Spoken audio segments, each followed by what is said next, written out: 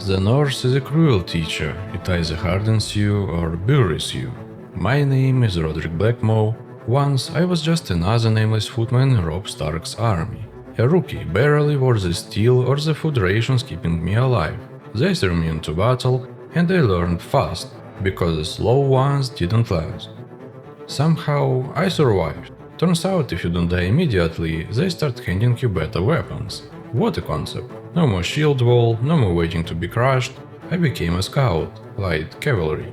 Quick in, quick out, keep my head down and my sword uncut.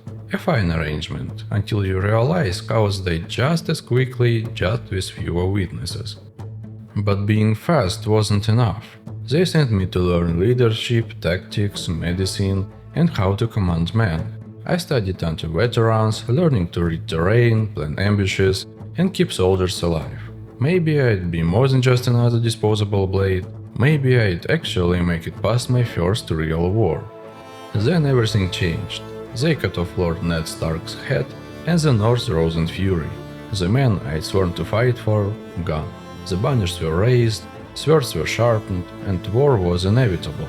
But in the back of my mind, one thought gnawed at me. Were we marching to victory or our own doom? And just like that, my education ended. No final test, no grand ceremony, just orders. Robb called me forward and told me I'd trained enough. It was time to stop dodging a real war. He needed men he could trust, not just ones who rode fast and looked good doing it. But he wasn't sending me south to battle. Robb had another mission for me. He wasn't just sending a scout, he was sending someone he trusted. My orders were clear. Head north to the wall, meet with Benjen and Jorn. Robb needed to know what was happening beyond and before the wall. We couldn't afford surprises in our rear. But that wasn't all. My task wasn't just securing the north, I was to strengthen it. Every piece of loot we took from the bandits, every weapon, every scrap of iron was to be delivered to the nearest towns for smelting. They will pay for the scrap. War demanded steel, and the North wouldn't waste it. If I did my duty, proved I could command my men, and kept our rear safe, a reward would be waiting when I returned. With my orders set and Winterfell behind me, I was ready to ride into the unknown. But first, let's talk strategy. I am diving into the Realm of Thrones mode on maximum difficulty, where survival is a challenge. If you are curious about my full mod list, I will showcase it at the end of the video. If you are after a pure vanilla experience on maximum difficulty, check out my previous video. Now it's time for a new adventure. My name is Roderick of the Blackmow clan. I fought in Robb Stark's army, climbing from a nameless private to a light cavalry scout, and even started training to lead my own party. My skills reflect my journey. I was also given standard equipment, a basic helm, armor, boots, sword, light lance, torch, and a scout's flag. Nothing fancy, just enough to keep me from dying in one hit. Along with that, I received a small supply of food and horses, a squad of 20 Stark fighters, and a contract paying 100 stacks for the first few days, then 100 stacks per enemy party we destroy.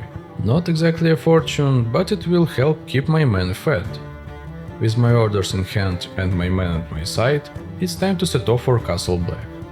The road was merciful and eventful, a rare kindness in these lands. After a couple of days of hard travel through the cold, I finally caught sight of Castle Black, the blackened, weather-beaten stronghold of the Night's Watch, standing as grim and unyielding as a man who swore their oaths here. I only hope that Benjen and Jorn were still there. I entered through the open gates of Castle Black and passed through a bustling courtyard. For a place that prides itself on isolation, Castle Black was surprisingly lively. Dozens of men moved about, chatting, tending to horses, and unloading supplies. It wasn't Winterfell, but it was far from lifeless. I had made my way towards the heart of it all. I found Benjen standing near a large cauldron, staring into the fire as if lost in thought. Benjen wasted no time and got straight to the point. The walls stood strong, but trouble was brewing. The wildlings were restless, more organized than usual. Something steered them to action. That wasn't all. Whispers had carried on from beyond the wall. Stories of the dead walking, of things in the snow that shouldn't exist. All tales mean to frighten children. I smirk at them. Walkers? Right. And I'm the king in the north. But the way he spoke, it wasn't just rumors. He'd seen something. Something he didn't want to admit out loud. But I had more immediate concerns. Let the war chase ghost stories. I had a war to win. Benjen was bound by duty, but duty alone wouldn't hold the wall if the north collapsed. If war was coming, he needed to know who was left to stand. Not far away, I found Yoren, the grizzled recruiter of the Watch. He was a man who had seen more of Westeros than most lords and lived to tell the tale. I greeted him, and he grunted in response, about as warm a welcome as one could expect from a Black Claw. Before I even asked, he gave me the rundown. Things were worse south of the wall. Bandits, raiders, worse than ever before. They struck villages, took what they wanted and left nothing but ash behind. Bandits plaguing the region meant more than just hardship for the villages. It meant instability in the northern area, and that was my problem. If we were to march south into war, we couldn't have chaos at our backs. We needed stability behind our lines. If that meant cutting down a few hundred lowlives, so be it. Yoren handed me a war map marked with 6 bandit hideouts they had scouted. He had no love for them, and apparently neither did I. Without much ceremony, he decided he'd ride with us for a time. With Yoren's map in hand, our mission was clear. The North had enough enemies. We couldn't afford to let more fester in our own backyard. Leaving the tavern behind, I decided to take advantage of the opportunity before me. I was going to climb the wall. And let me tell you, that's what I call an elevator. The ride was slow. The creaking chains the only sound above the howling wind. With every foot gained, the cold beat deeper, a sharp reminder of why the Watch calls this place home. And when I finally reached the top, I could say one thing for certain: it was worth it.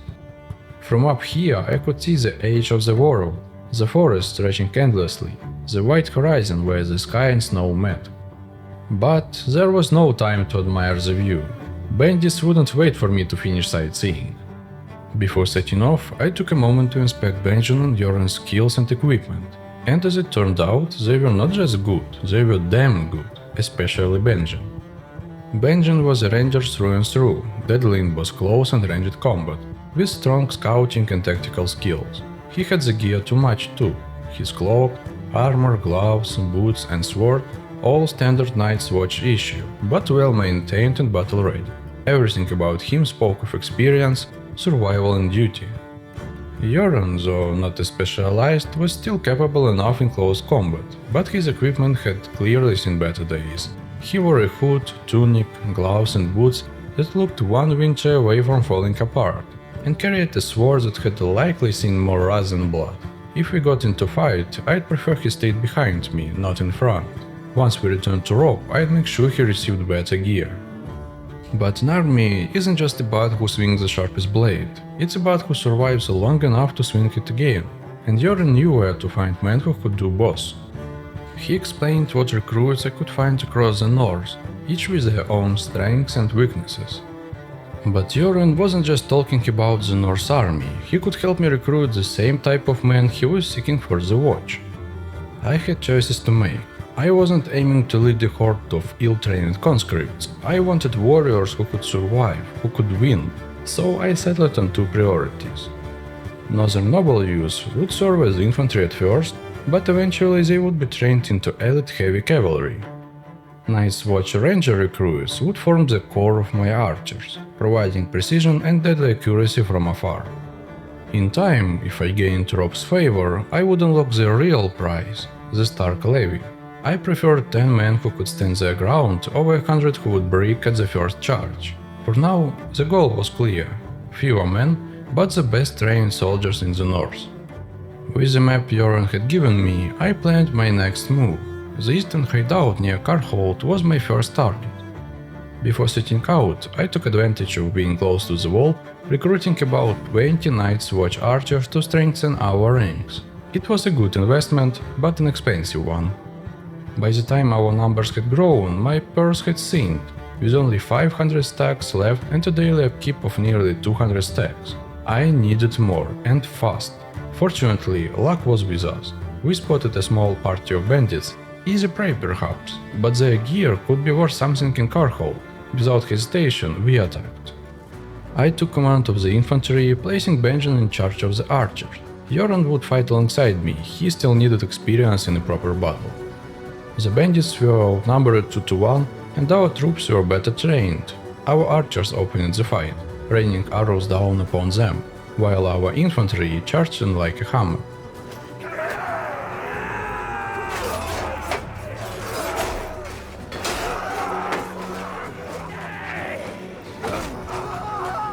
The clash was short and brutal. Within minutes, the bandits broke. We suffered no losses. The survivors were captured, and their loot filled our saddlebags. Not long after, we spotted another small party of bandits. I gave the same orders as before, expecting the same results. The battle unfolded quickly. Our archers fired their volleys, while the infantry charged.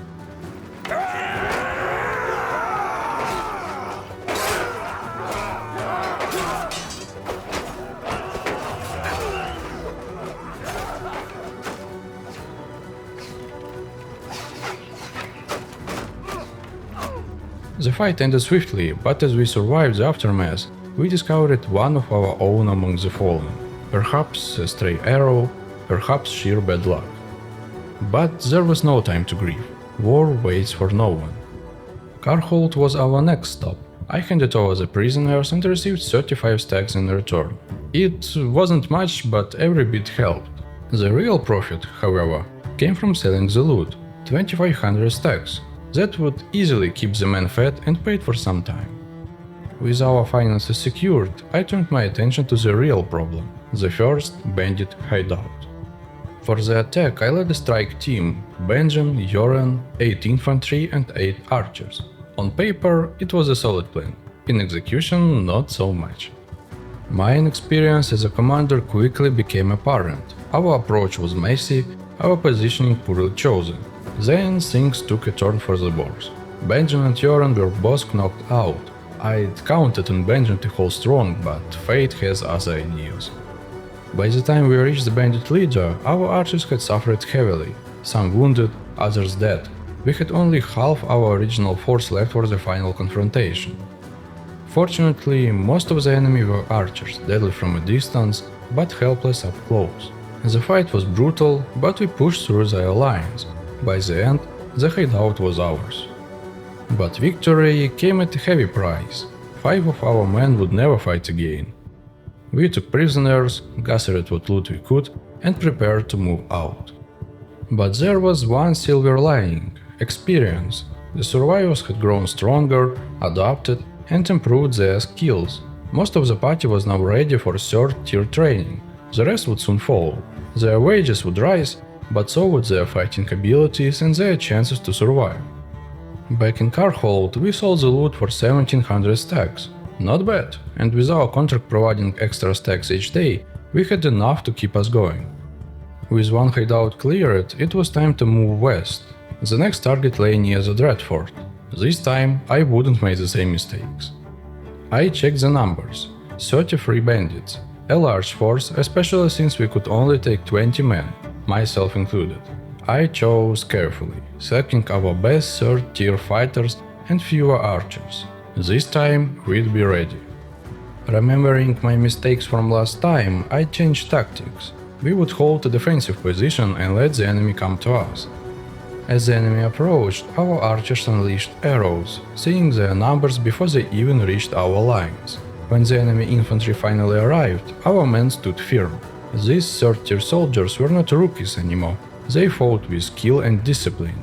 The clash was fierce, but controlled. When we finally confronted the bandit leader, his guards were not mere archers. They were well-equipped, experienced fighters.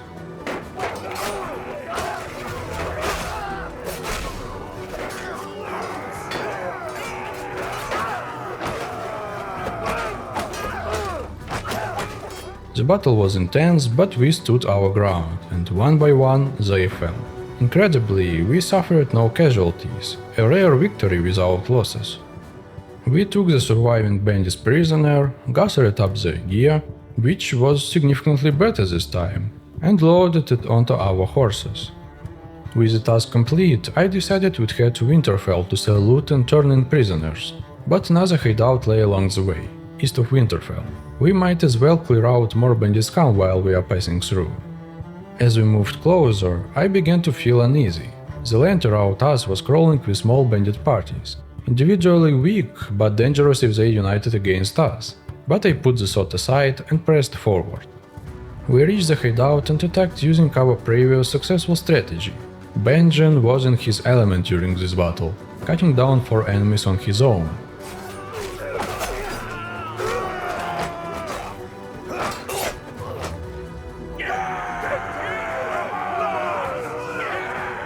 The fight was swift and decisive. But for every bit of good news, there was always bad waiting around the corner, and this time it found us on the road to Winterfell. They were waiting for us. The very thing I'd feared came true. 5 bandit parties had joined forces, seeking revenge. This time they outnumbered us significantly. Under cover of our archers we advanced. I won't lie, my morale wavered. This was going to be the hardest fight yet. Nearly all 40 enemy's fighters were archers. Dozens of arrows rained down on us, but our shield wall held. Barely. Step by step we pressed forward until finally closing the distance. Once we reached striking range, the fight quickly turned. Archers may be deadly from afar, but up close, they were nothing.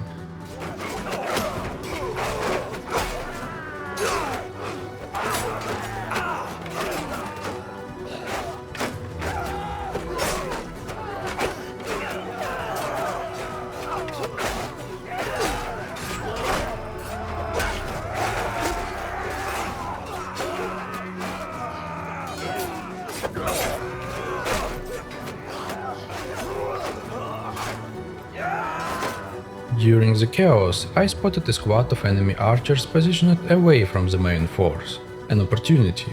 While the infantry finished off the main enemy squad, I decided to break off and charge, supported by our own archers. That was a mistake.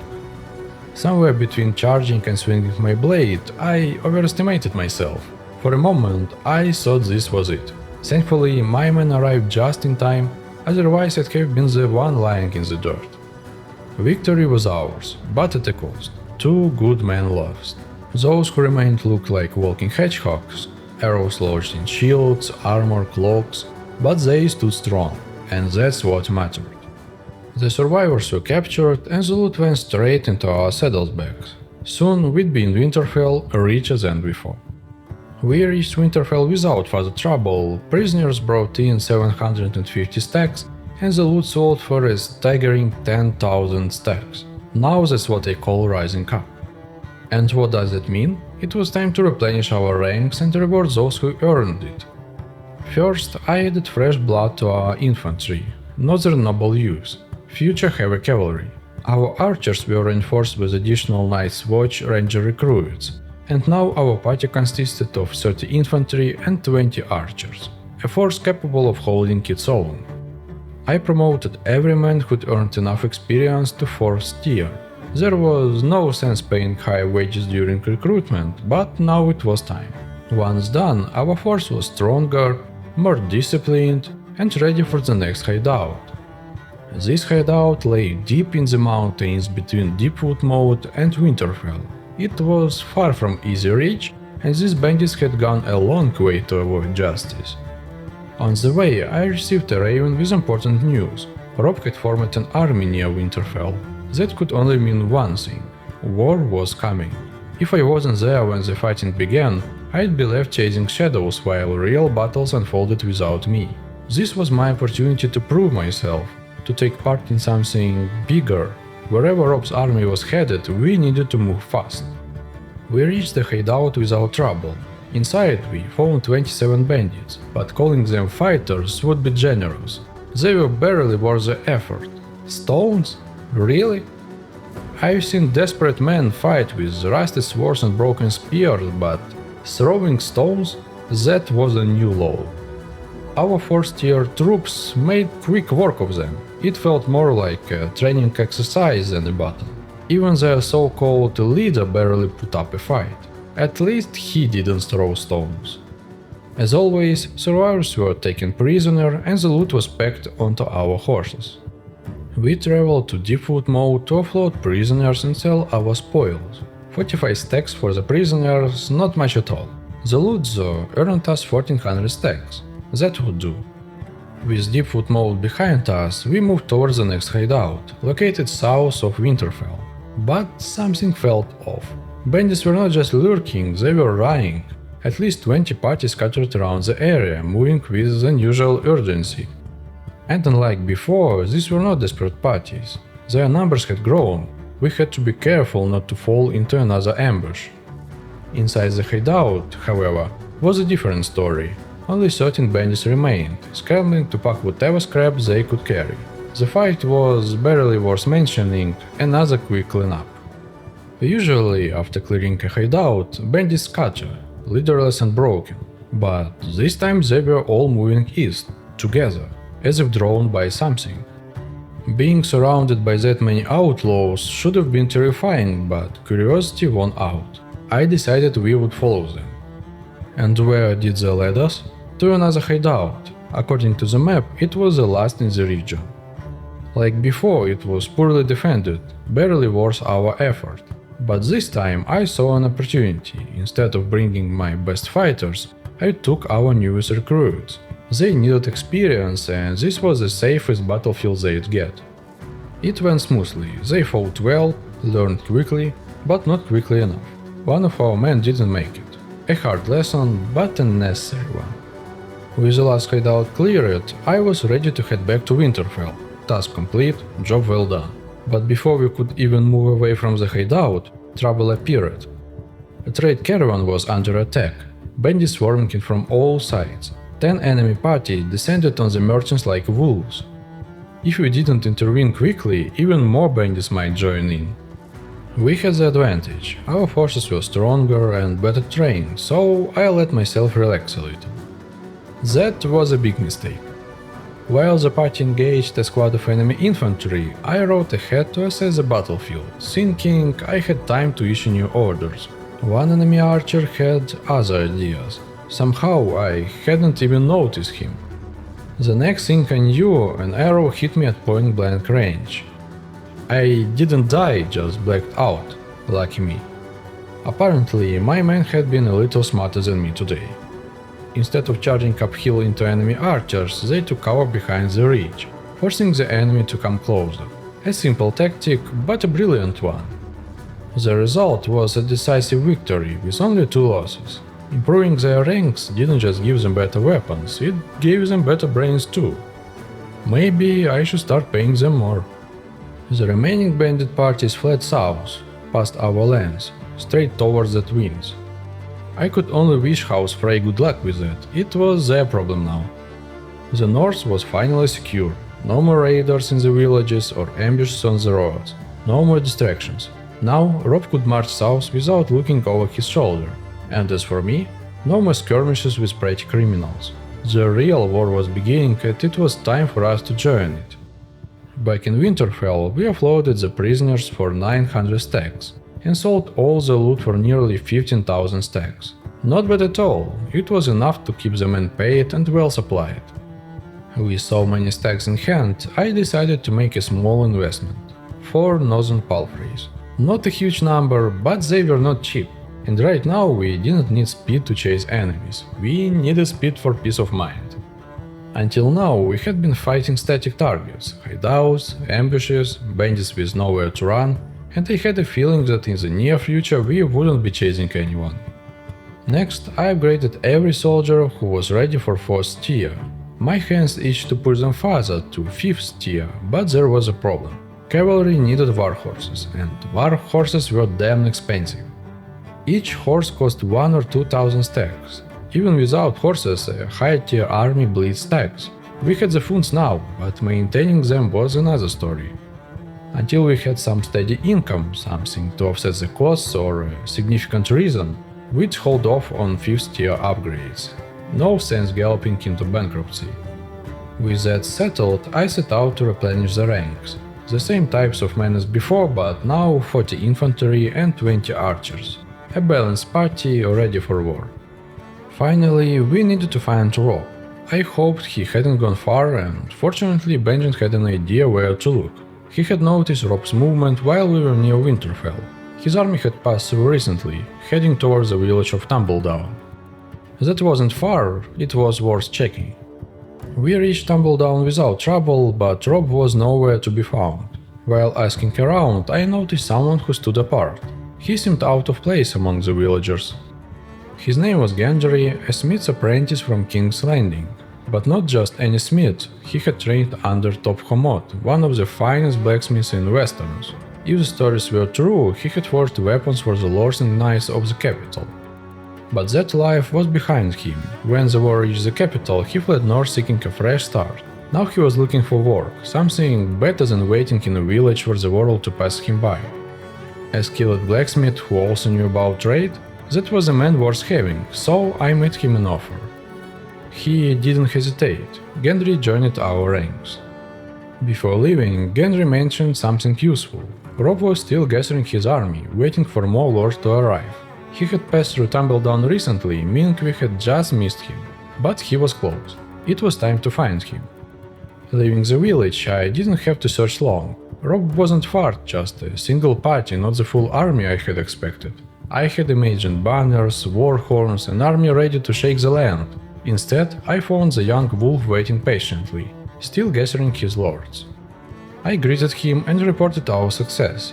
The bandits were gone, the North area was secure, but when I finished, there was no doubt. He was pleased. As a reward, he told me to visit the armory in Winterfell. New equipment awaited, not just for me, but for my companions too. Benjen and Yoren's efforts hadn't gone unnoticed. This time, my mission wasn't cleaning up bandit fields. This time, I was going south, into Lannister lands. My task was clear: capture one of their lords and bring him back for interrogation. Robb needed answers before he invaded, and while he gathered his army, I'd be sleeping behind enemy lines. The message was clear: the time for skirmishes was over. This was war. I took my leave and turned toward Winterfell. When we reached Winterfell, Benjen and Yoren called me aside to talk. Benjen had always been bound to duty, to the watch, to the wall, but now, for the first time, it seemed his duty was pulling him elsewhere. I didn't expect him to say it, but he meant it. If Benjen was willing to leave the wall, that means something was deeply wrong. Maybe with the watch, maybe with the wall itself. Either way, if he was offering his sword, I wasn't about to turn him away. Yoren, ever the grizzled old rock, didn't give a speech about honor. He just shrugged, muttered something about not having anything better to do, and decided to stay. Whatever his reasons, I wasn't complaining. I now had two veterans at my side, and if Benjen was right, I might need them for more than just fighting the Lannisters. After visiting the armory, we received our new equipment. I was given an excellent set of armor, far better than my old gear, a new sword and a Stark shield, no more Scout's rags. This was the gear of someone expected to lead men in battle. Benjen received similar armor, along with a sword, longbow and 2 quivers of arrows. His own gear was superior, but he chose to wear Stark colors for now, a gesture of loyalty or maybe something deeper. Either way, he looked every bit the warrior he had always been. Yoren lucked out with new armor, a sword and shield, and a spear, but there was one more thing. I gave him a good armored horse, originally meant for me. I fight alongside my men on foot at the front lines. I didn't need it, but Yoren could make a fine cavalry captain. Somewhere, someone miscalculated, and Gendry mistakenly received the same full set of armor as the rest of us, but he refused to give up his hammer. Fair enough. If I had one like that, I wouldn't either. He also got my old horse, and I saw an opportunity. He would run my first trade caravan. I didn't have time to forge weapons, but he could craft and sell steel across the region. A good way to start building income. Yet, something about him didn't quite add up. He was too skilled with a two-handed weapon, and he understood siege work better than any simple smith should. Maybe he was hiding something. I'd find out in time. With our new armor fitted and old gear returned to the armory, there was one last thing to handle in Winterfell. I found a merchant and arranged to launch a trade caravan, placing it under Gendry's command. I wasn't sure if Gendry truly understood trade, but I knew one thing clearly: war costs tax. This caravan was my first step towards sustaining our army. With our new gear, a stronger force, and the mission ahead, it was time to find one of the Lannisters, or at least someone who served them. It didn't take long. Oliver, one of Clegan's men, was spotted near Harrenhal. Not quite a Lannister, but close enough. His party was a third larger than ours, but that was exactly the excuse I needed to promote my men to the 5th tier. I decided to talk first, but Oliver refused my offer to surrender. To be honest, I didn't expect otherwise. Before engaging, I studied the battlefield. A river cuts through the valley, rising to a hill just beyond it. Perfect terrain. If we held the high ground, they'd have to cross the river and attack uphill, slowing their cavalry, exhausting their infantry, and leaving them vulnerable. I positioned our archers for clear shots at the crossing, with infantry ready at the front to strike as soon as the enemy began climbing. We were not fighting bandits anymore. This was a real enemy, and it would be a real battle. Oliver's force charged, slowed by the river. Our archers took advantage, seeing they were numbered before they reached the slope. Everything went according to plan, until a small cavalry squad split off trying to flank us. For a moment, I thought about repositioning, but seeing how few they were, I decided they were not worth our attention. Instead, we kept our focus on the infantry climbing toward us.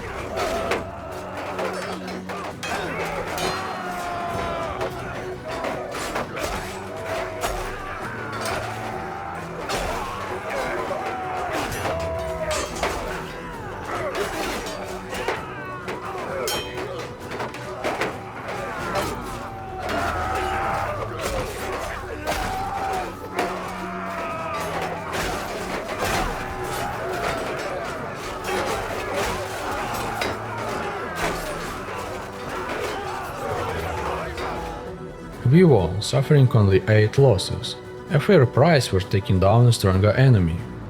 Oliver himself wasn't so lucky.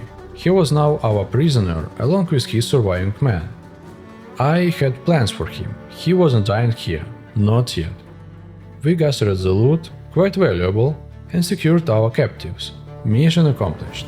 Robb would be pleased. On the journey back to Winterfell, a raven reached me. Robb had gathered his army and was on the move, but strangely, he wasn't marching south. A second raven arrived shortly after. The Iron Islands had declared war. One conflict wasn't enough, apparently. Then a third raven. Better news. This time the Riverlands had officially joined us against the Lannisters. But good news or not, one war had become free. The entire realm was in chaos. I had to move quickly. I arrived just in time and handed over the prisoner. Robb was pleased, but something in his tone made me pause. This wasn't simply about strategy or troop movements. He was looking for something deeper. If the Lannisters had hidden plans, I had a feeling I wouldn't like what we discovered. Oliver was taken away for interrogation. Catelyn's people would handle that. The Lannisters had too many pieces in play, too many hidden moves. If their schemes went beyond the battlefield, we needed to know now, before it was too late. The Ironborn had made their move, believing the North was too occupied to respond. Robb saw things differently. A preemptive strike. By crippling them now, we wouldn't just stop their raids, we'd size their strongholds, ships and resources. The Lannisters would expect us bogged down fighting raiders, but instead we'd be stronger when the time came to march south. It was a bold strategy. Robb wasn't one to sit and wait, he aimed to dictate the war, and I was about to join him. Straight into battle, no time to rest, no time for doubts, just like that we were marching to war. Our army, 1900 warriors strong, set sail for the Iron Islands. There was no hesitation, no drawn-out planning. We came to conquer. Our first target was Blacktide, a coastal stronghold that would serve as our foothold. The Ironborn were prepared, but numbers don't lie, we easily outmatched them. Within days we had them bottled up behind their walls. Our siege engines were quickly assembled, a battering ram, a siege tower and one onager, enough firepower to break their defenses and take the town. This was my first real siege. No scouting, no small skirmishes, just an all-out assault. I wasn't commanding the army, I was just another sword in the ranks, trying not to get myself killed. I joined the squad storming the walls with a siege tower. We pushed forward under heavy fire, arrows raining down on us until suddenly the tower was obliterated before we even reached the walls. With no way up, we had only choice: wait for the battering ram to breach the gate. The moment the wood splintered and the gates crashed open, the true battle began. The gate shattered and the Ironborn met us in a brutal melee. I broke left, pushing into an opening where the enemy threatened our flank.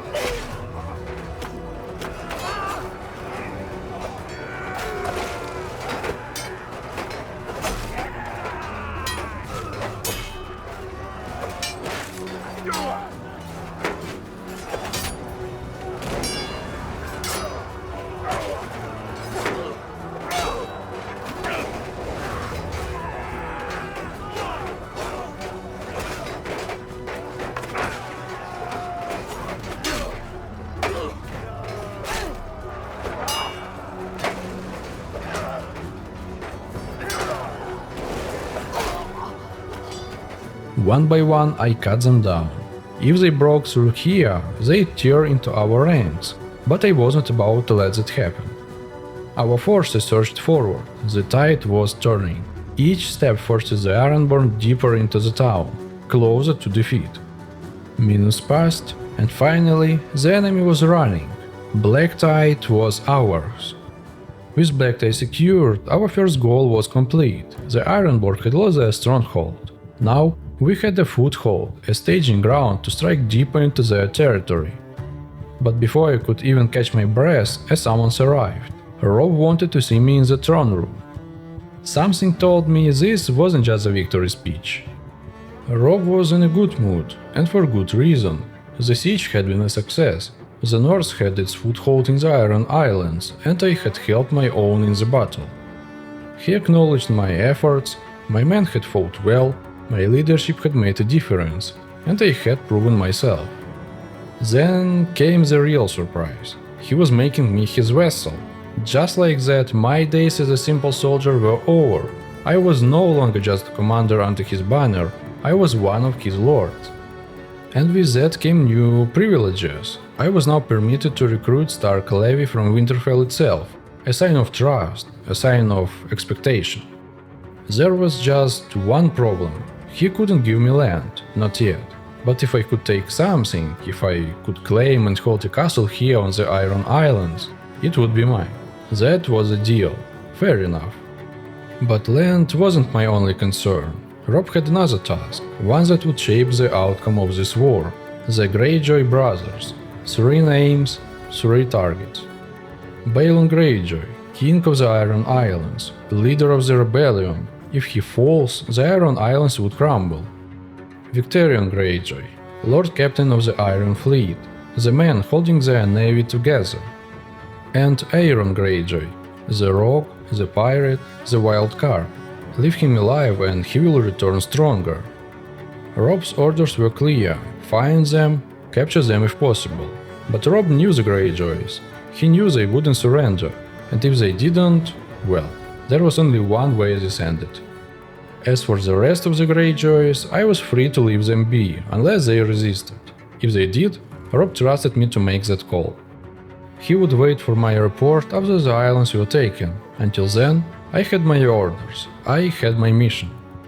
Before hunting the Greyjoys, I needed to ensure we held the ground we'd already won. Black Tide had been granted to House Flint of Flint's Finger, and if we lost it now, taking the rest of the Iron Islands would become nearly impossible. For the next few months, we fought alongside other northern lords, defending the town and surrounding lands from constant raids.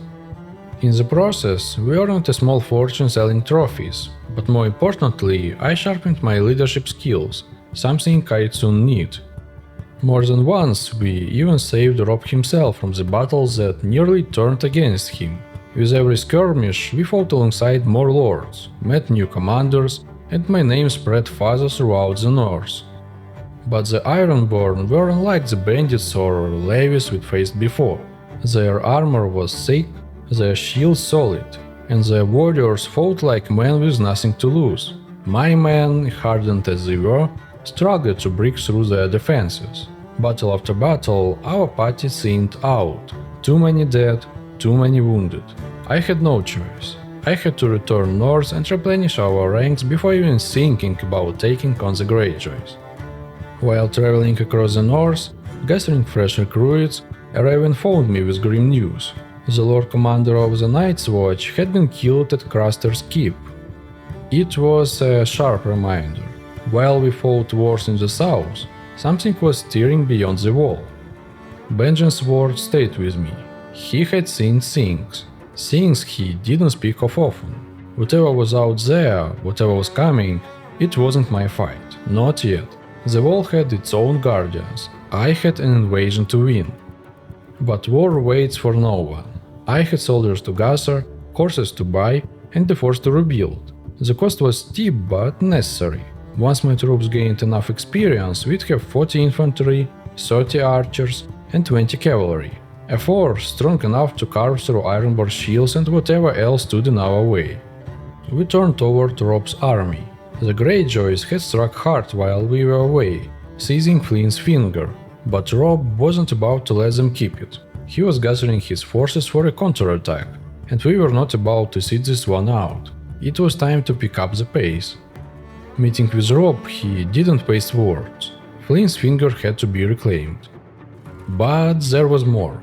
If we capture the castle, he'd grant me temporary command until the campaign's end, a foothold near the Iron Islands, and a base for further operations.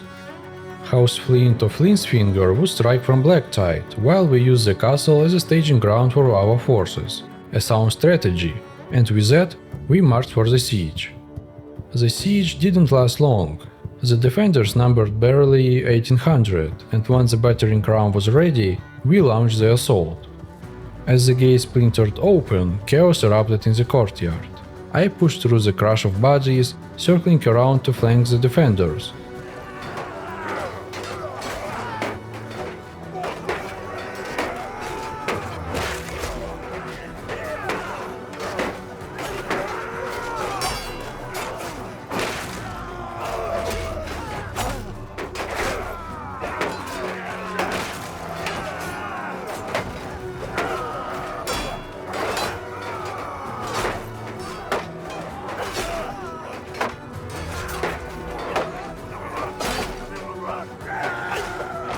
Moments later, the last Ironborn broke and ran. Flint Fingers was ours.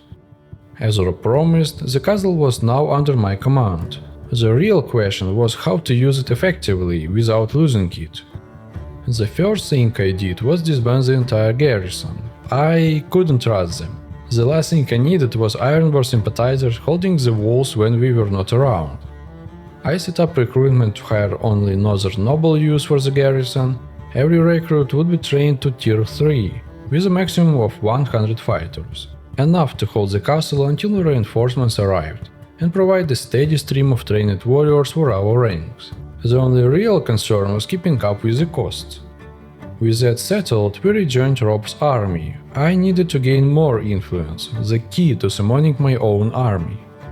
We fought battle after battle, clashing with Ironborn raiders in brutal engagements. We even took part in naval battles, my first time fighting at sea. It wasn't just open field skirmishes anymore. We were pushing deep into the Iron Islands. Eventually, we took another castle, Pebbleton. Fortunately, its garrison was small and it fell without much resistance. But war demands sacrifice. While I gained influence, we lost half the party. That was another reason I wanted to command my own army. I was certain I could reduce our losses if I led my men myself. It was time to return to Flint's Finger, rebuild our ranks, and check on recruitment. To my surprise, the garrison had already grown to over 70 fighters, a good start. And then it hit me. Why stop at northern noble youth? We could expand the recruitment plan. I decided to send a recruiter north, to the lands of the Night's Watch, to hire archers. That way, we'd have a steady supply of ranged troops trained and ready, and if we needed more skilled infantry, Winterfell. Thanks to Robb, I had permission to recruit as many Stark levy as needed. It was the perfect setup, a constant flow of fresh troops. It would cost me, but the time saved was priceless. This way, we'd be able to attack the Iron Islands more often, strike harder, and keep momentum in our favor. When I was in my thoughts, another raven arrived with grim news. Lord Rickard Stark had been executed by Robb. I wasn't surprised. Robb was a man of principle and he wouldn't bend, not even for his own lives. But justice in war comes at a cost. The Karstarks were one of the great houses of the North, and now gone, marching for Stannis. Maybe Robb had no choice, but war isn't just about justice, it's about survival. I just hope we wouldn't pay the price for this later. It was time to gather an army. The Greyjoys were still at large, and every castle left standing was another stronghold they could use. I decided to summon lords who could arrive quickly, keeping things simple, just enough to reach 500 fighters without spending too much influence. That would be enough to handle a few sieges. The war was going well, but progress was slow. We held Blacktide and Pebbleton, which was promising.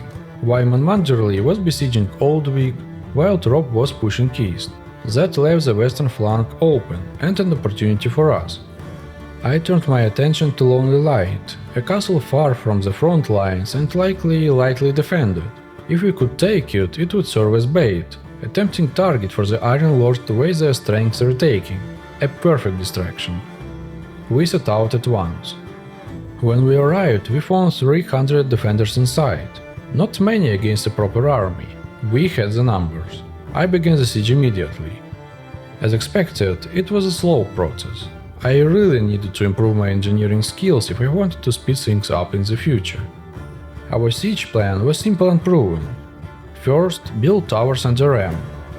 Construct trebuchets, keeping them hidden until all 4 were complete. Then unleash all trebuchets simultaneously, destroying enemy defenses before the attack. At last, brick the walls. In theory, I didn't need the ram or towers since the walls were coming down anyway, but I built them just in case. If another lord took over the siege, I wanted to leave nothing to chance. After a long wait, everything was in place. It was time to attack. The battle went smoothly. With their defenses reduced to rubble, the defenders inside stood no chance. Our main force got briefly stalled at the left breach, but our other squad stormed the right flank and broke through the gate. They crashed into the defenders from behind, sealing the victory. Lonely Light was ours. I disbanded the garrison immediately, no point wasting resources here. Unlike Flint's Finger, which was strategically important, Lonely Light was just a decoy. An undefended castle was an invitation. If the Iron Lords wanted it, let them come. And if we were lucky, one of the Greyjoys would show up, saving me the trouble of hunting them down. Now, let's see if they take the bait. Looking at the map, I realized things were not going as well as I had hoped. Old Wick was still under siege, but now under Gregor Forester's command. Wyman Manderley had abandoned it, marching off to reclaim Pebbleton instead, and Robb, his army had disappeared entirely. Not ideal, but I had my own war to fight. I turned my attention to Hammerhorn, the closest stronghold within reach. If Forrester, Manderley and I succeed, we'd claim 3 castles at once. That was the plan at least. Upon arrival, we immediately began the siege using the same method as before: towers, a ram, and trebuchets. The garrison was only 250 strong, not much of a threat. Everything was going smoothly until it wasn't.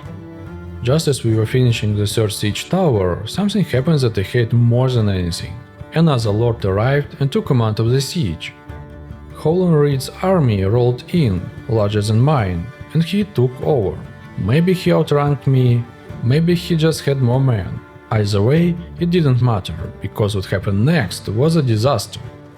He ordered the attack immediately after the last tower was built. No waiting for trebuchets, no breaking the enemy's defenses, just a straight assault.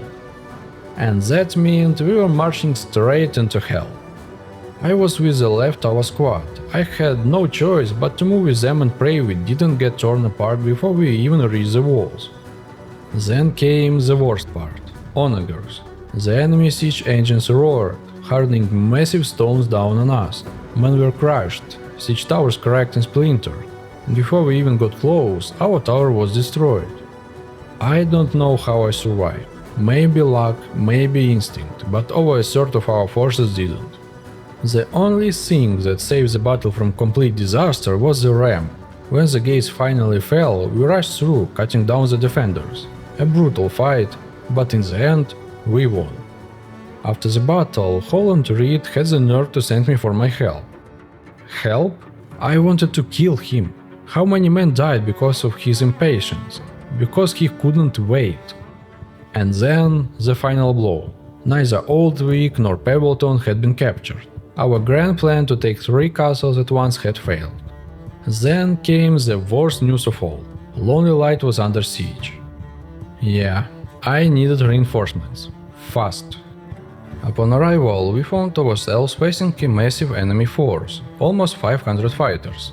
And yet, against all odds, the trap had worked. Among the enemy lords stood Victorian Greyjoy. They actually took the bait. But there was one problem: my reinforcements hadn't arrived in time. We had to fight with what we had. No second chances, no fallback plan. Just tactics, strategy, and sheer force of will. I studied the terrain. Not ideal, but then I spotted an opportunity. A lowland near the river, surrounded on 3 sides by a large hill. Perfect. If we positioned ourselves at the foot of the hill, we'd be protected from enemy archers. Cavalry would be forced to slow down when climbing the slope, and the enemy infantry would be exposed to our archers while descending. The formation. Infantry held the low ground at the hill's base, archers positioned behind the infantry, with a clear view of attackers. Cavalry split into 2 squads, one to harass enemy archers, the other held in reserve in case something went wrong. It wasn't flawless, but it was our best shot.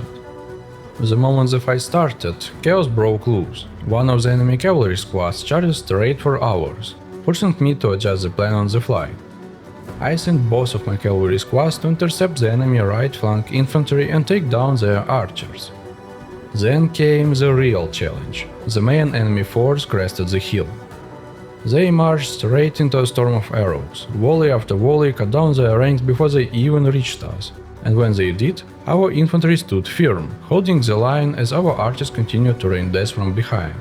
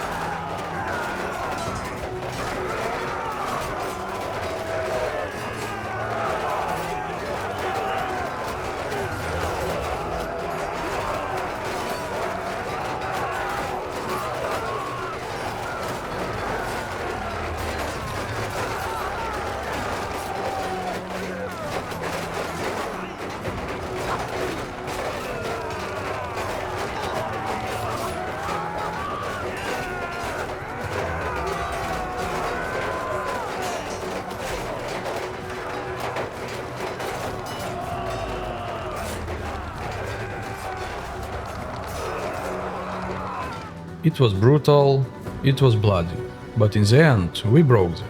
The enemy was routed and our losses minimal. For a battle like this, it was a miracle. And the best part, Victorian Greyjoy was mine, captured alongside the rest of the enemy lords. But I wasn't going to execute him just yet. I sent him to the dungeons of Lonely Light. If the trap worked once, maybe it would work again. After all, his brothers wouldn't just leave him to rot, right? The battle had been so intense, so hard fought that I swear I walked in clean shaved, and by the end I had grown a beard. The moment we left to defend Lonely Light, the Ironborn saw their chance. Hammerhorn was under siege, and the worst part, Howland Reed's army just stood there watching. No reinforcements, no attempt to break the siege, just standing idle like a damned fool.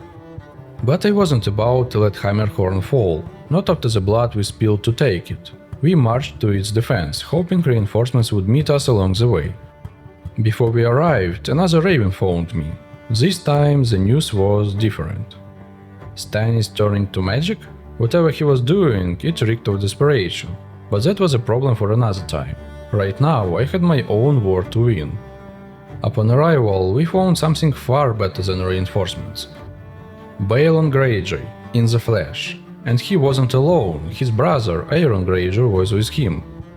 Their army was only 300 strong, far from overwhelming, but the second force, over 450 strong, was closing in fast.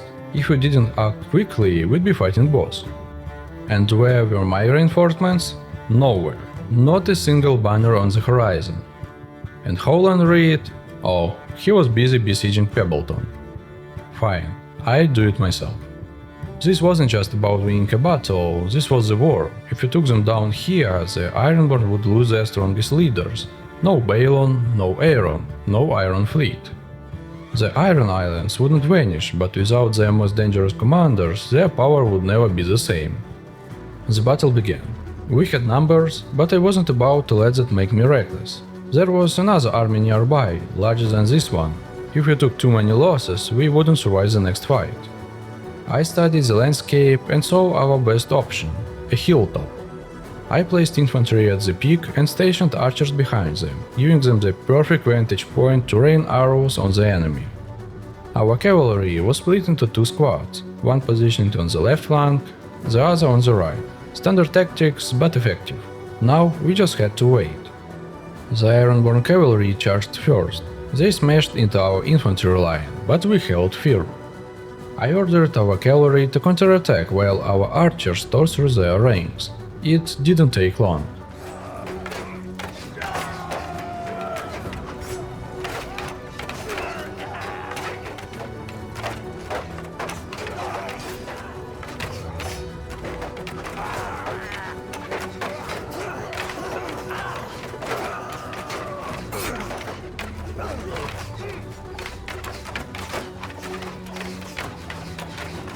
Soon after, their infantry advanced, but not in proper formation. They moved chaotically, scattered across the field, exactly what I had hoped. We held our ground, waiting patiently for the perfect moment.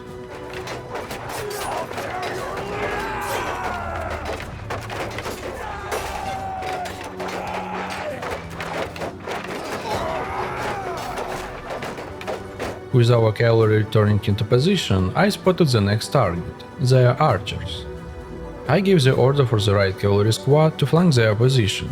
It wouldn't be easy climbing uphill under enemy fire, but once they closed the distance, the archers would scatter, or die where they stood. At the same moment, the enemy infantry finally committed to an all-out charge. Perfect. I massed all our cavalry on the right flank and waited. The Ironborn marched straight toward our infantry and archers, blind to the danger. When they got close enough, I unleashed the cavalry into their backs. Simultaneously, I ordered our archers forward to circle from the right flank, cutting off any retreat. The result was a slaughter.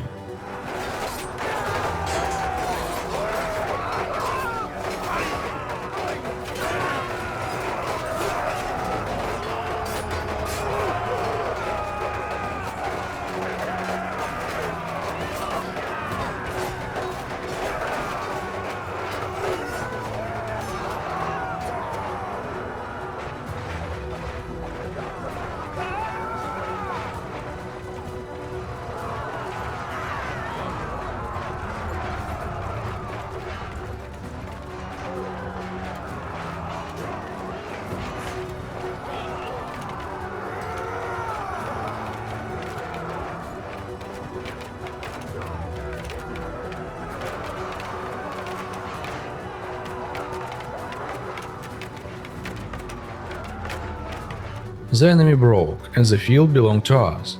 Another battle won, another victory secured with minimal losses. With Balon and Aeron in chains, the war for the Iron Islands was nearly over. But before carrying out Robb's orders, I gave them one last chance to speak, one last moment to face their fate. Even in defeat, Balon clung to his delusions. To him, the sea was his kingdom, and no man on land could rule it. But the sea wouldn't save him now.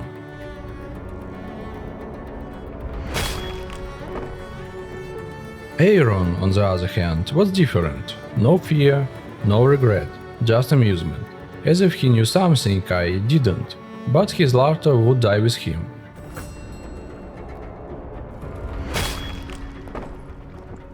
The Iron Islands didn't stay leaderless for long.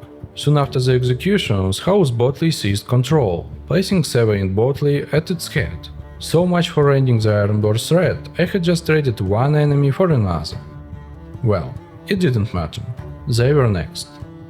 But before dealing with the new threat, there was still one loose end to tie up.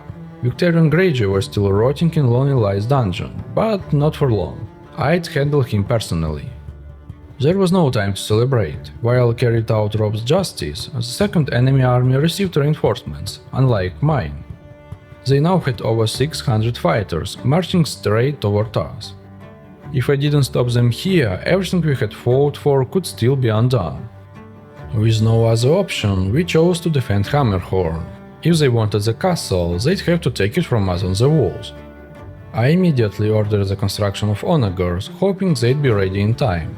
For once, luck was on my side. Our siege engines were finished, and our reinforcements finally arrived. But there was a problem. Our reinforcements were stuck outside, unable to enter the castle.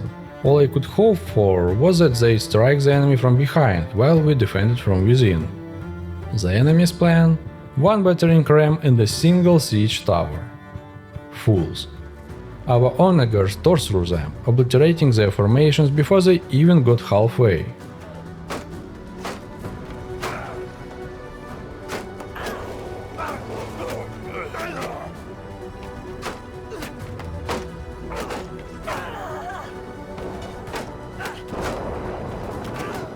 When the siege tower collapsed, their morale shattered.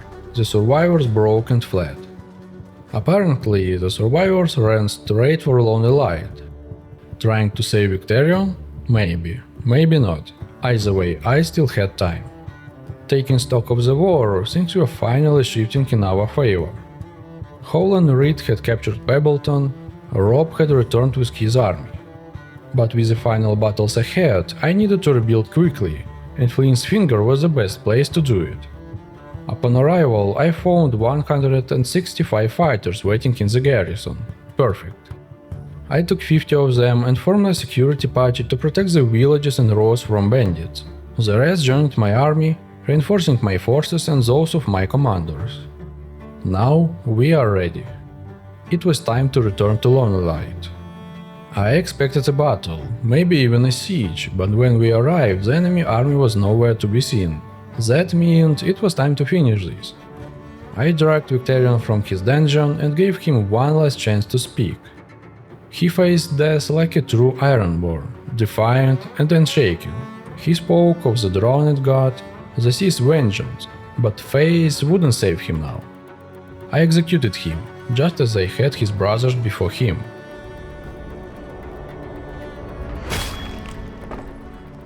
Now, the Greyjoy name was finished. Only women and children remained. They wouldn't be a problem.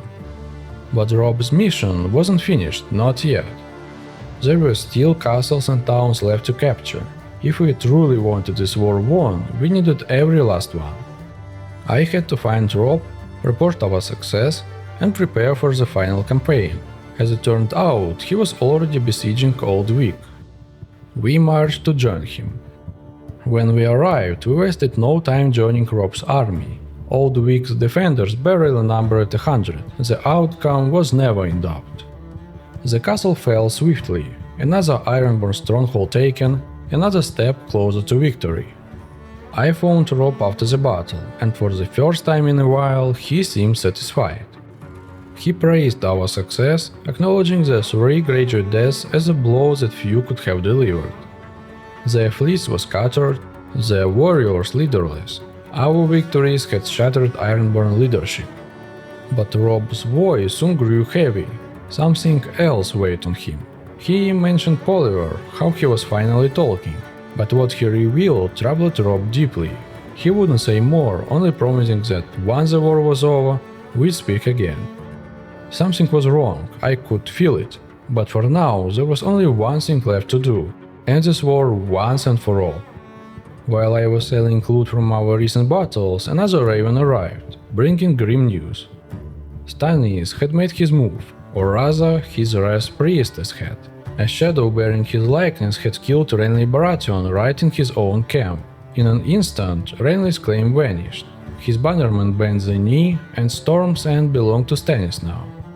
The game was shifting faster than I liked. First, the Starks abandoned us, now Renly was dead.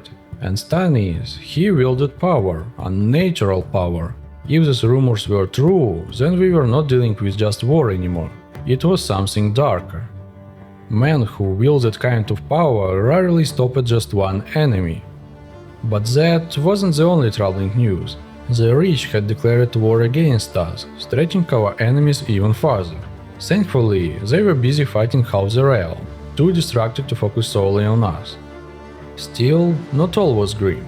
Our strongest allies were now clearer than ever. Both the Riverlands and Dragonstone oppose the Lannisters and the rich. The enemy of my enemy is my friend. But I didn't have time to dwell on distant wars. We had unfinished business right here.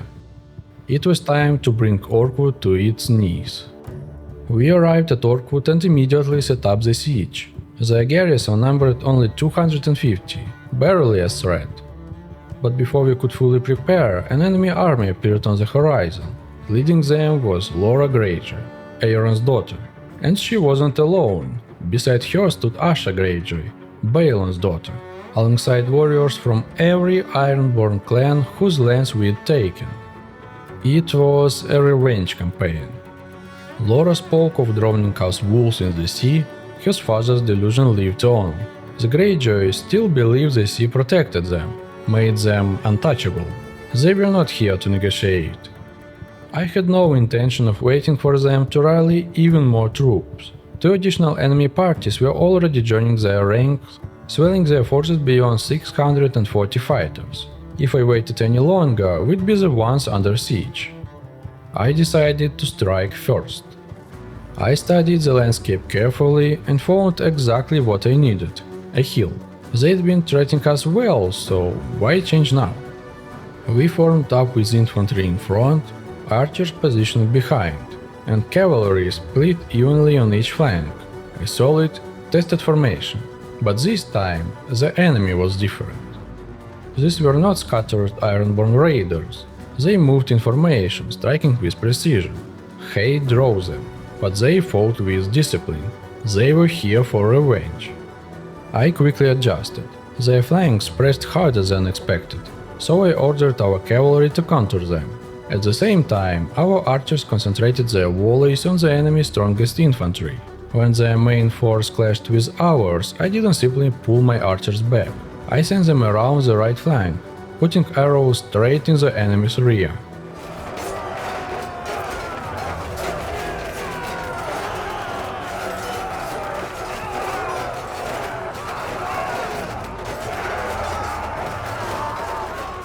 They never stood a chance. In the end, strategy won the day. I watched, confident in our victory even before the last blows were struck. Moments later, the battle was over. Laura showed no fear, only defiance. She stood tall, as though death itself was beneath her. If she wanted to meet the drowned god so badly, I wouldn't keep her waiting. I executed her on the spot.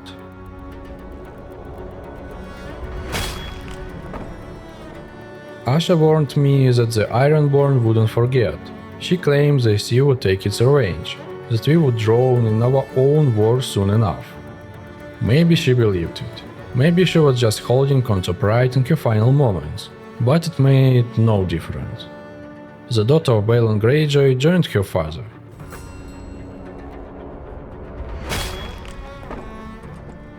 I was finished playing games. Killing Laura and Asha should have ended it. But no, the Ironborn still clung to their last holdings, still throwing lives away in a lost war.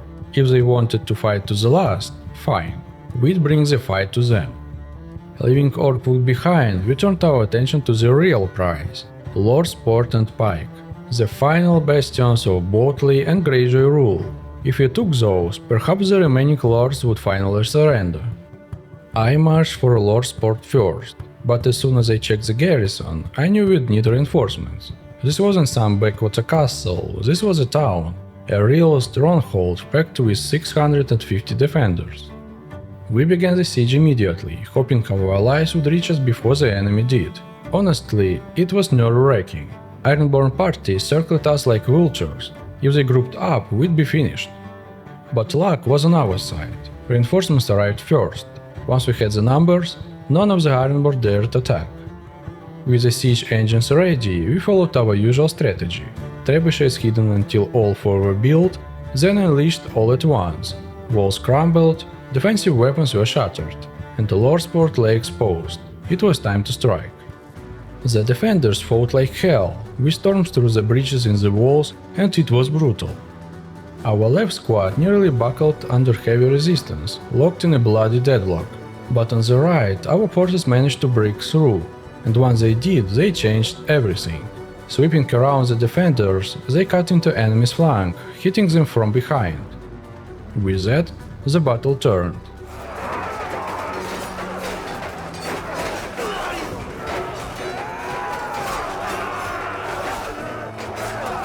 I personally struck down the last few defenders as they made their final stand. Victory, Lord Sport was ours. My first conquered town, and it fell under my control. But there was no time to celebrate. Next stop, Pike. On the way to Pike, I summoned a few more lords, just in case. And for good reason. Inside Pike were nearly 1,300 defenders. Even with reinforcements, we only had 700 fighters. But I had a plan. I checked their supplies. Only 4 days worth of food. Part of their garrison would starve before we even lifted a sword. I skipped building siege towers, opting only for a battering ram as backup. Instead, we focused on constructing 4 onagers, ready to deploy once the trebuchets tore down their walls and defenses. But the waiting, that was the worst part. Just like at Lord Sport, the threat of enemy armies arriving at any moment weighed heavily on us. Fortunately, Robb was watching over us. His army crushed 2 enemy forces attempting to retake Lord Sport, keeping our siege at Pike uninterrupted. When the onagers were finally in place, only 900 defenders remained. Still a serious threat, but far more manageable. This time, I changed tactics. Instead of throwing our men into the fray immediately, I held them back and let the onagers and archers do their work. If we were lucky, the battering ram, protected by our covering fire, would break the gate open before we engaged.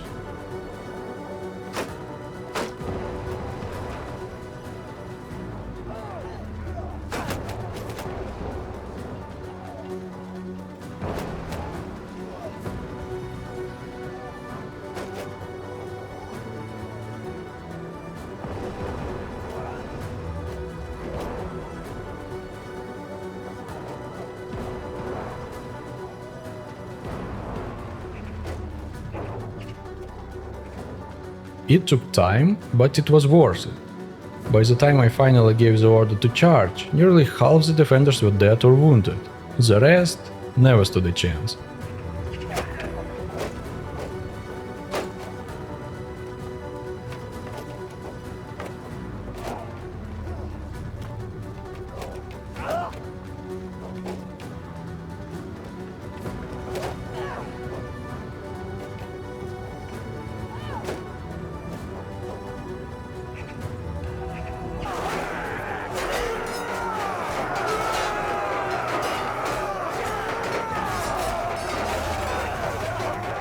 And just like that, Pike was ours. The Greyjoy stronghold, the heart of the Iron Islands, taken. The war was almost over, for real this time. After the battle, I captured Elaine's Harlow, Balon's wife and the last former leader of House Greyjoy. I decided to hear her final words before sending her after Balon.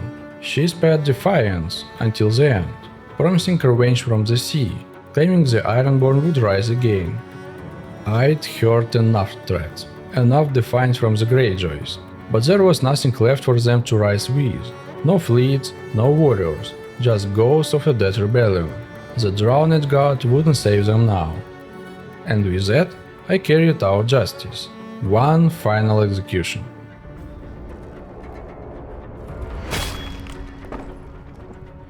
But not the last of the Greyjoys. There were still survivors out there, scattered, plotting their next move.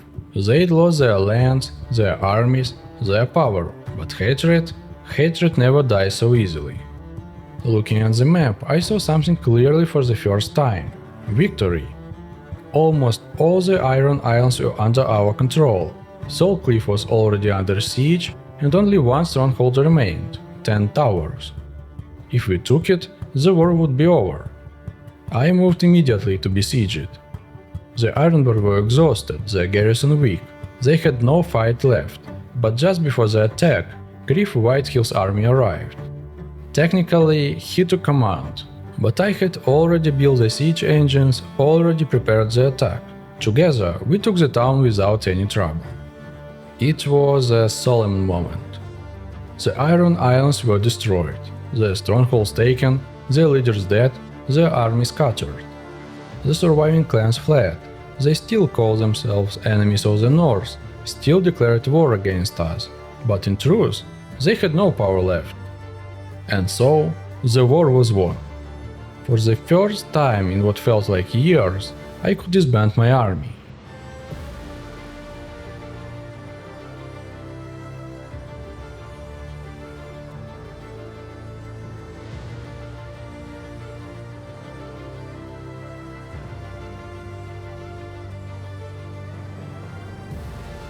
I looked at the lords who had fought beside me. We'd marched together through almost the entire war, and now it was over. The Ironborn were finished, but I felt that the real war was still ahead. And Robb had answers I needed to hear. While I was walking along the 10th tower, thinking about everything that had happened, Benjen phoned me. He didn't waste words. Scouts from the Night's Watch had sent news. Something had taken the Feast of the First Man. Benjen made it clear.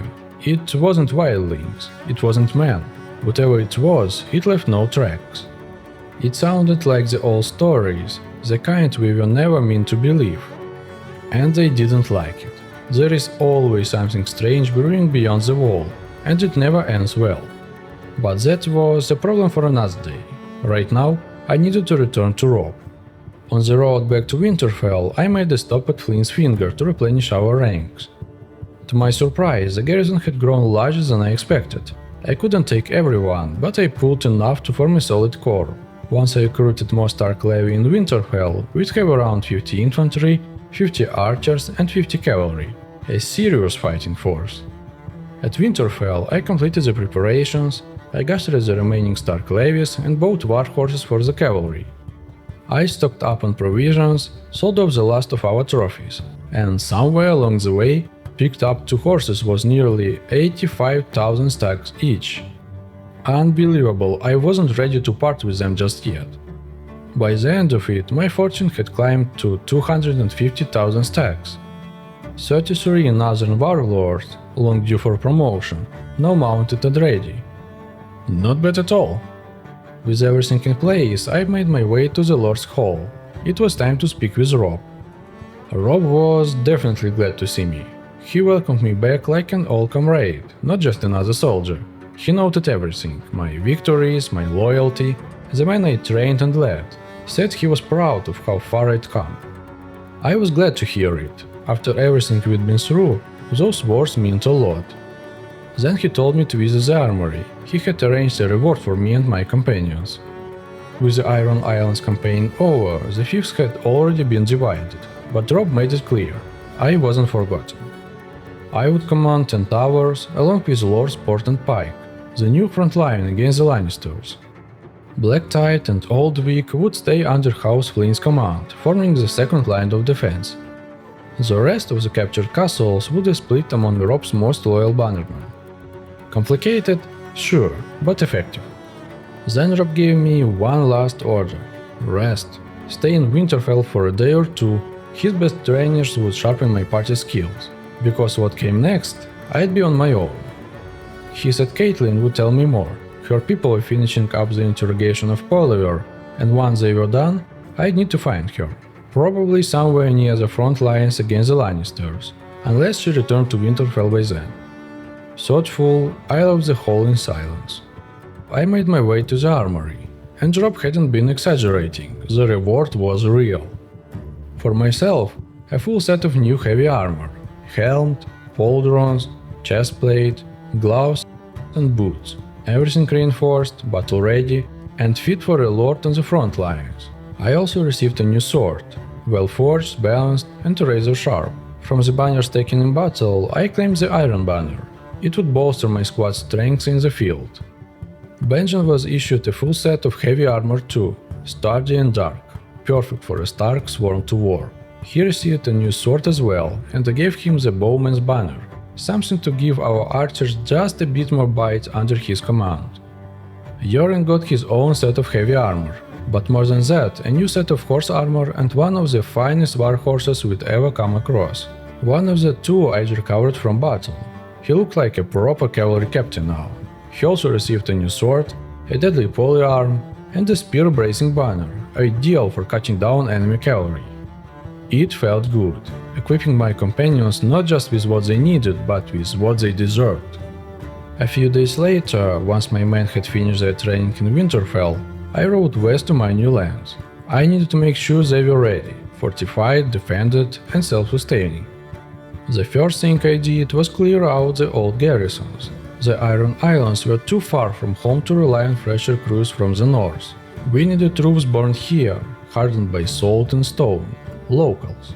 They didn't love us, but they hated the Lannisters even more.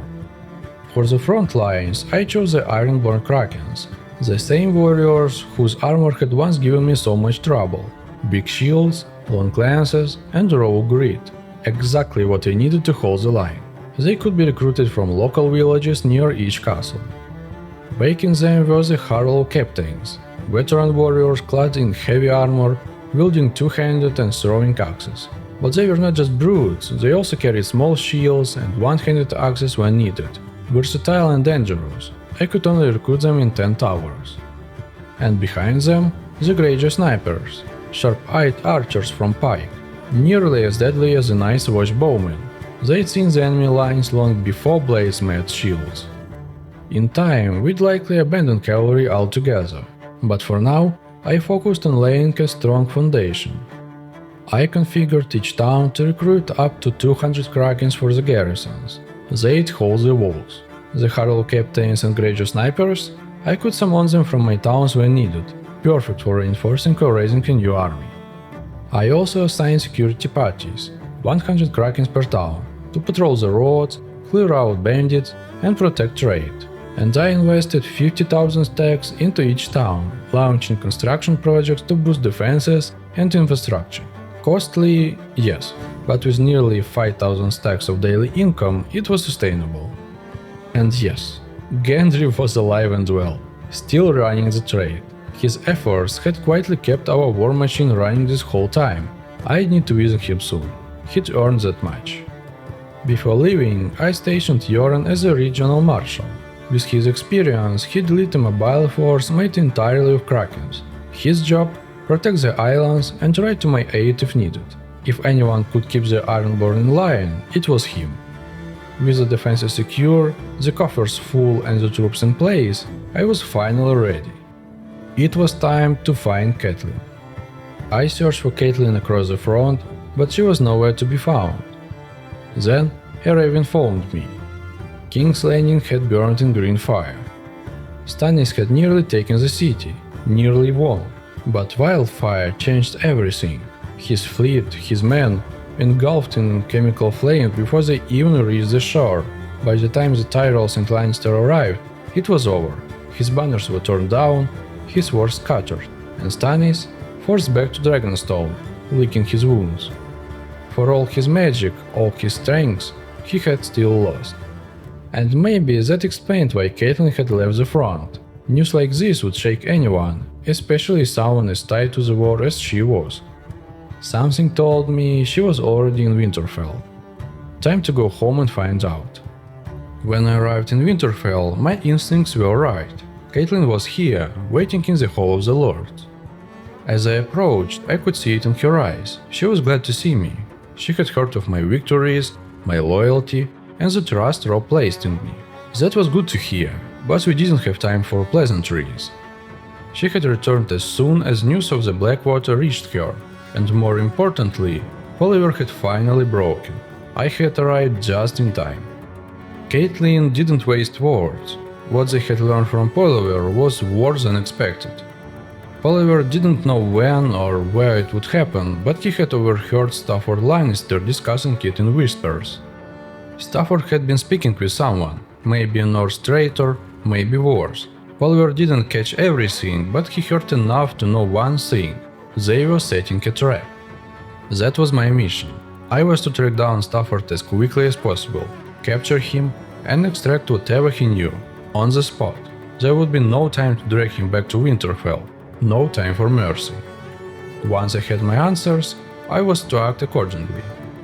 I wouldn't be going alone. Catelyn had arranged for someone to aid me, Brienne of Tarth, her most loyal protector. Catelyn, however, wasn't coming. She had other battles to fight, securing alliances, keeping Robb's position strong. If he was to survive, she had to ensure the North remained united. There was no time to waste, so I left the hall. When I stepped into the courtyard, she was already waiting, Brienne of Tarth. She didn't waste time with pleasantries, she was here to do her duty, nothing more. She had already gathered information on Stafford. Apparently, he rarely left Lannisport, which means this mission wouldn't be simple. If we wanted to capture him, we'd have to draw him out somehow. That complicated things. He had the town walls and plenty of guards. An ambush wouldn't be easy. I'd have to think carefully, figure out what would make him leave his safe haven and walk into my hands. Before we left, I took a moment to check her skills. If we were riding into danger, I needed to know what she could do. Turns out, she was a warrior through and through, not just skilled, exceptional. She could wield nearly any melee weapon with deadly precision, and her armor was some of the best I'd seen outside noble houses, heavily reinforced, built for endurance and strength. Catelyn's trust in her was well placed. She was as good as they said. That was all I needed to know. Without another word, we set out to track down Stafford. The journey back to the front took time, but when I arrived, I saw that our lords hadn't been idle. The war had moved fast.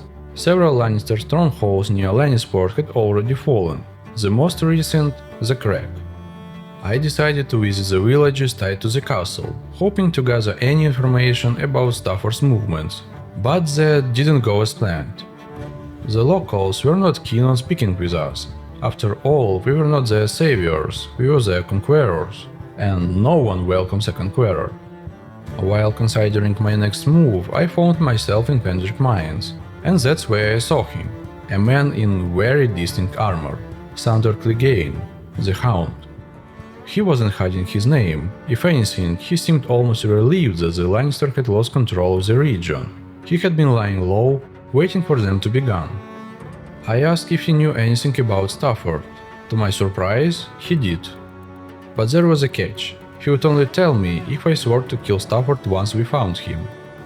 Apparently, Stafford was the one who sent men after him after he deserted during the Battle of Blackwater, hunted him down like a dog, and Sandor hadn't forgotten. I warned him, I needed Stafford alive, at least long enough to extract the truth. After that, he was of no consequence to me. Brutal, but effective. I didn't have to like him, I just needed him angry in the right direction. So I agreed. According to Sandor, setting a trap was pointless. Stafford wasn't an idiot.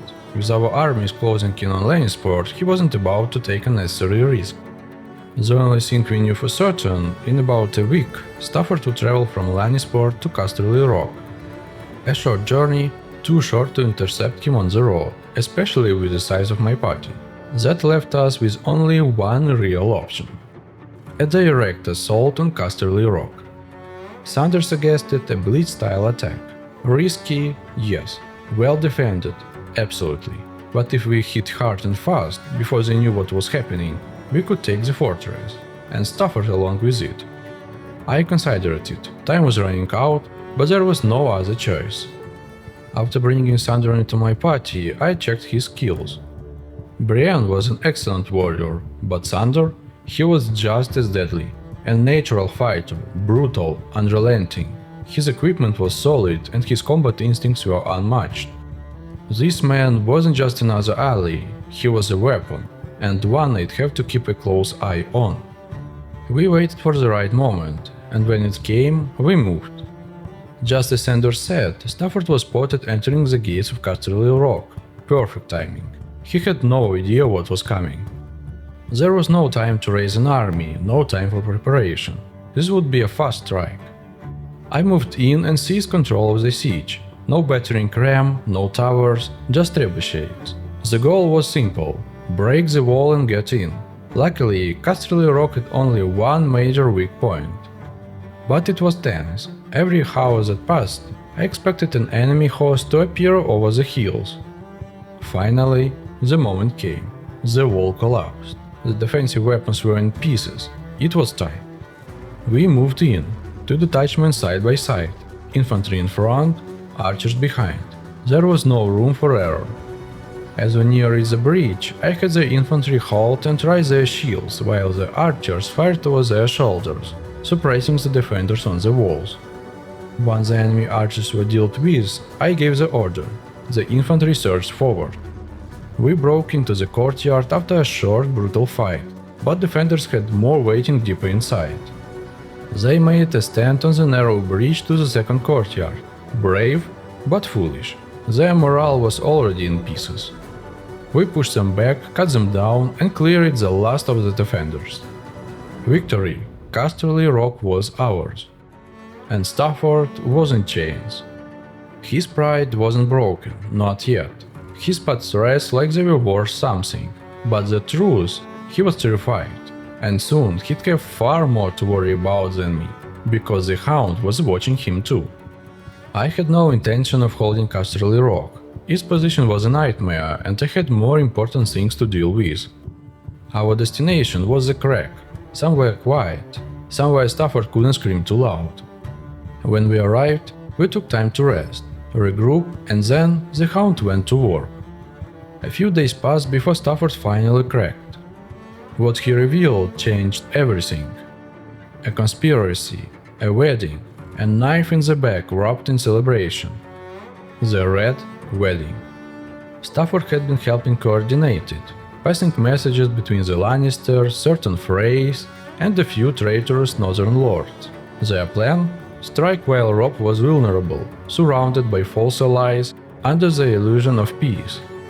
And then came the Hound's demand, one we both knew was coming. No hesitation.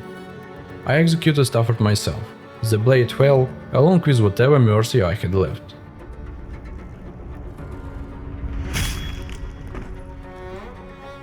There was no time to grieve, no time to rest. The twins, we right now, or we right too late. The road to the twins was longer than I'd hoped. We rode hard, harder than we ever had. We knew what was at stake. We believed we might still make it. But belief doesn't stop a blade. A raven found us before the gates were even in sight. I didn't need to finish reading the message. Robb was dead. Catelyn was dead. Murdered at a wedding feast, surrounded by smiling hosts, slaying under their own banners. The north was split wide open, its heart carved out and fed to lions. Winterfell had fallen to the Boltons, now sworn to the Lannisters, and with them a dozen more lords who once pledged to the Starks. But not all hope was lost. Bran lived. Somewhere in the north, beyond the chaos, he still held fast, a spark in the ashes. Arya, Rickon, Hallis and his wife, they were still out there too, scattered, hunted, but alive. And me? I sat there in the saddle, frozen, not from the wind, but from the weight of it all. My hands gripped the reins, but my thoughts were far away, at a wedding turned massacre, at the faces we lost, at the north in ruins. A few weeks had passed since the Red Wedding. I was holding court at 10 Towers when Bran arrived. He wasn't there to claim the North. He had no interest in ruling. His path led elsewhere, north of the Wall. Why? He didn't say, and I didn't press him. Some truths are best left buried. But before Robb died, he spoken of me, told Bran that if I were his son, I'd have been worthy of the crown. That's why Bran came south. Not to wear the crown, but to see if I should. He wanted to see for himself what Robb saw in me, if I could carry what Robb never had the chance to, if the North could trust me with what came next. But this wasn't a gift. If I wanted to rule, I'd have to earn it. Take back Winterfell, execute Roose Bolton for his betrayal, prove that the North doesn't kneel to murderers. How I did it? That was up to me. I could have walked away, said that I'd had enough of war, of crowns, of blood and cold stone. But I didn't. Maybe it was guilt, maybe it was duty, or maybe it was because I couldn't bear to let Robb and Catelyn die for nothing. So I agreed. If this was the price of redemption, I'd pay it. And he was right. If I didn't rise, someone else would, and I'd have to live with what came next. Until then, Bran had one final order. He was sending the other lords to retake Pebbleton, still held by House Dustin, the last rebel stronghold in the Iron Islands. Before marching on Winterfell, I had to prepare. This wasn't a raid, it was a reckoning, and if I failed, there wouldn't be a second chance. So I sent word to my garrisons across the Iron Islands. The message was simple: send fighters, ready for war, 50 Ironborn Krakens to anchor the line, 50 Harrow captains to shatter it, 50 Greyjoy snipers to bleed it from range. Yoren joined us as well. His party had grown to nearly 100, tight-knit, reliable, and battle-worn. Not all Krakens, of course. He didn't have the resources to promote that many to the final tier, but they were tough, and they were ready. I didn't call the other lords. Let them finish retaking Pebbleton and hold the line elsewhere. We couldn't afford another distraction. Too many lives had already been spent proving we were strong. Then I stocked up on supplies, fish, grain, meat, whatever we could hold. There was no telling when we'd return, if we returned. And once everything was in place, we turned north, toward Winterfell, the seat of my enemies, and the first step toward wearing a crown. We reached Winterfell. No delays, no second guessing. I laid siege immediately. Then came two ravens, one carrying bitter news, the other sweet. The bitter, Winterfell's garrison was nearly 1100 strong, against my 250. The sweet, Roose Bolton was inside. Still pretending to be king, still pretending that betrayal made him worthy of the castle built by better men. And now he was trapped. Their food wouldn't last more than 10 days, so I didn't rush it. I ordered construction of a battering ram, 2 siege towers, and 4 trebuchet. If Winterfell was going to fall, it was going to fall properly. While we built, 2 more ravens came. The first, Pebbleton had fallen. House Reed took the rebel stronghold without our help. I supported the proposal to grant the castle to Bran. He had no fief of his own, and it wouldn't hurt to have a Stark holding our border. The second raven carried stranger news. Word from the south, the Purple Wedding. Joffrey Baratheon, poisoned at his own feast by a toxin called the Strangler. Tyrion Lannister, his uncle, was blamed, imprisoned, and somehow escaped. And Cersei, now she called herself queen. Joffrey's death was a gift, but Cersei was something else. She didn't lash out like her son, she planned, and when she moved, kingdoms bled. Back in Winterfell, the siege dragged on, but not for long. The trebuchets shattered their defensive engines, and soon after the walls crumbled. We were ready. It was time to take back the north. By the time the walls came down, most of Winterfell's defenders had already begun to starve. Our numbers had nearly evened out, but not completely. The enemy still had the edge. But I believed in our men. These were not conscripts or farmers. These were killers, battle-hardened, disciplined, and ready to finish what we started. Our infantry moved first, surging through the breaches in the walls. Arrows fell like rain from the battlements, but our archers answered in kind, trading volleys and trying to clear a path. The right squad broke through first. They cut down the defenders in their way and turned to support the left flank, just in time. The second enemy squad was tougher, sharper. They didn't break like the others. The fight dragged on, and I couldn't just stand by. I joined the line. We were bleeding for every step. Matched or not, it was brutal. The price of taking Winterfell wasn't just stacks or time, it was lives.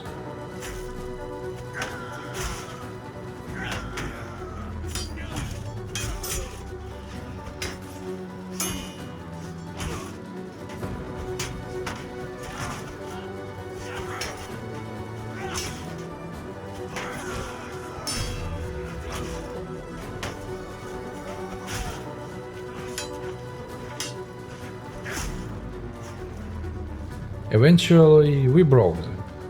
The infantry fell, only their archers remained, scattered, retreating through the yard or holding high ground on broken walls. So I did it myself.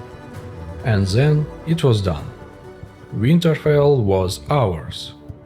And there he was, Roose Bolton, shackled, bleeding, kneeling in the snow. The man who betrayed Robb Stark, who helped slit Catelyn's throat and called his strategy. He spoke like every traitor does when the knife turns back, bitter, trembling, and desperate to be remembered. I gave the order. No trial, no last words, just justice.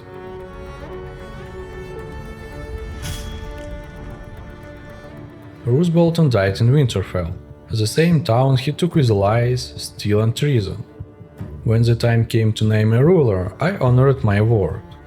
I voted for Bran. He arrived soon after, quiet, watchful, already halfway gone, like he was seeing a future none of us could. He told me I'd done what few could, that Robb had chosen well. The coronation wasn't grand. That day I became the king of the North.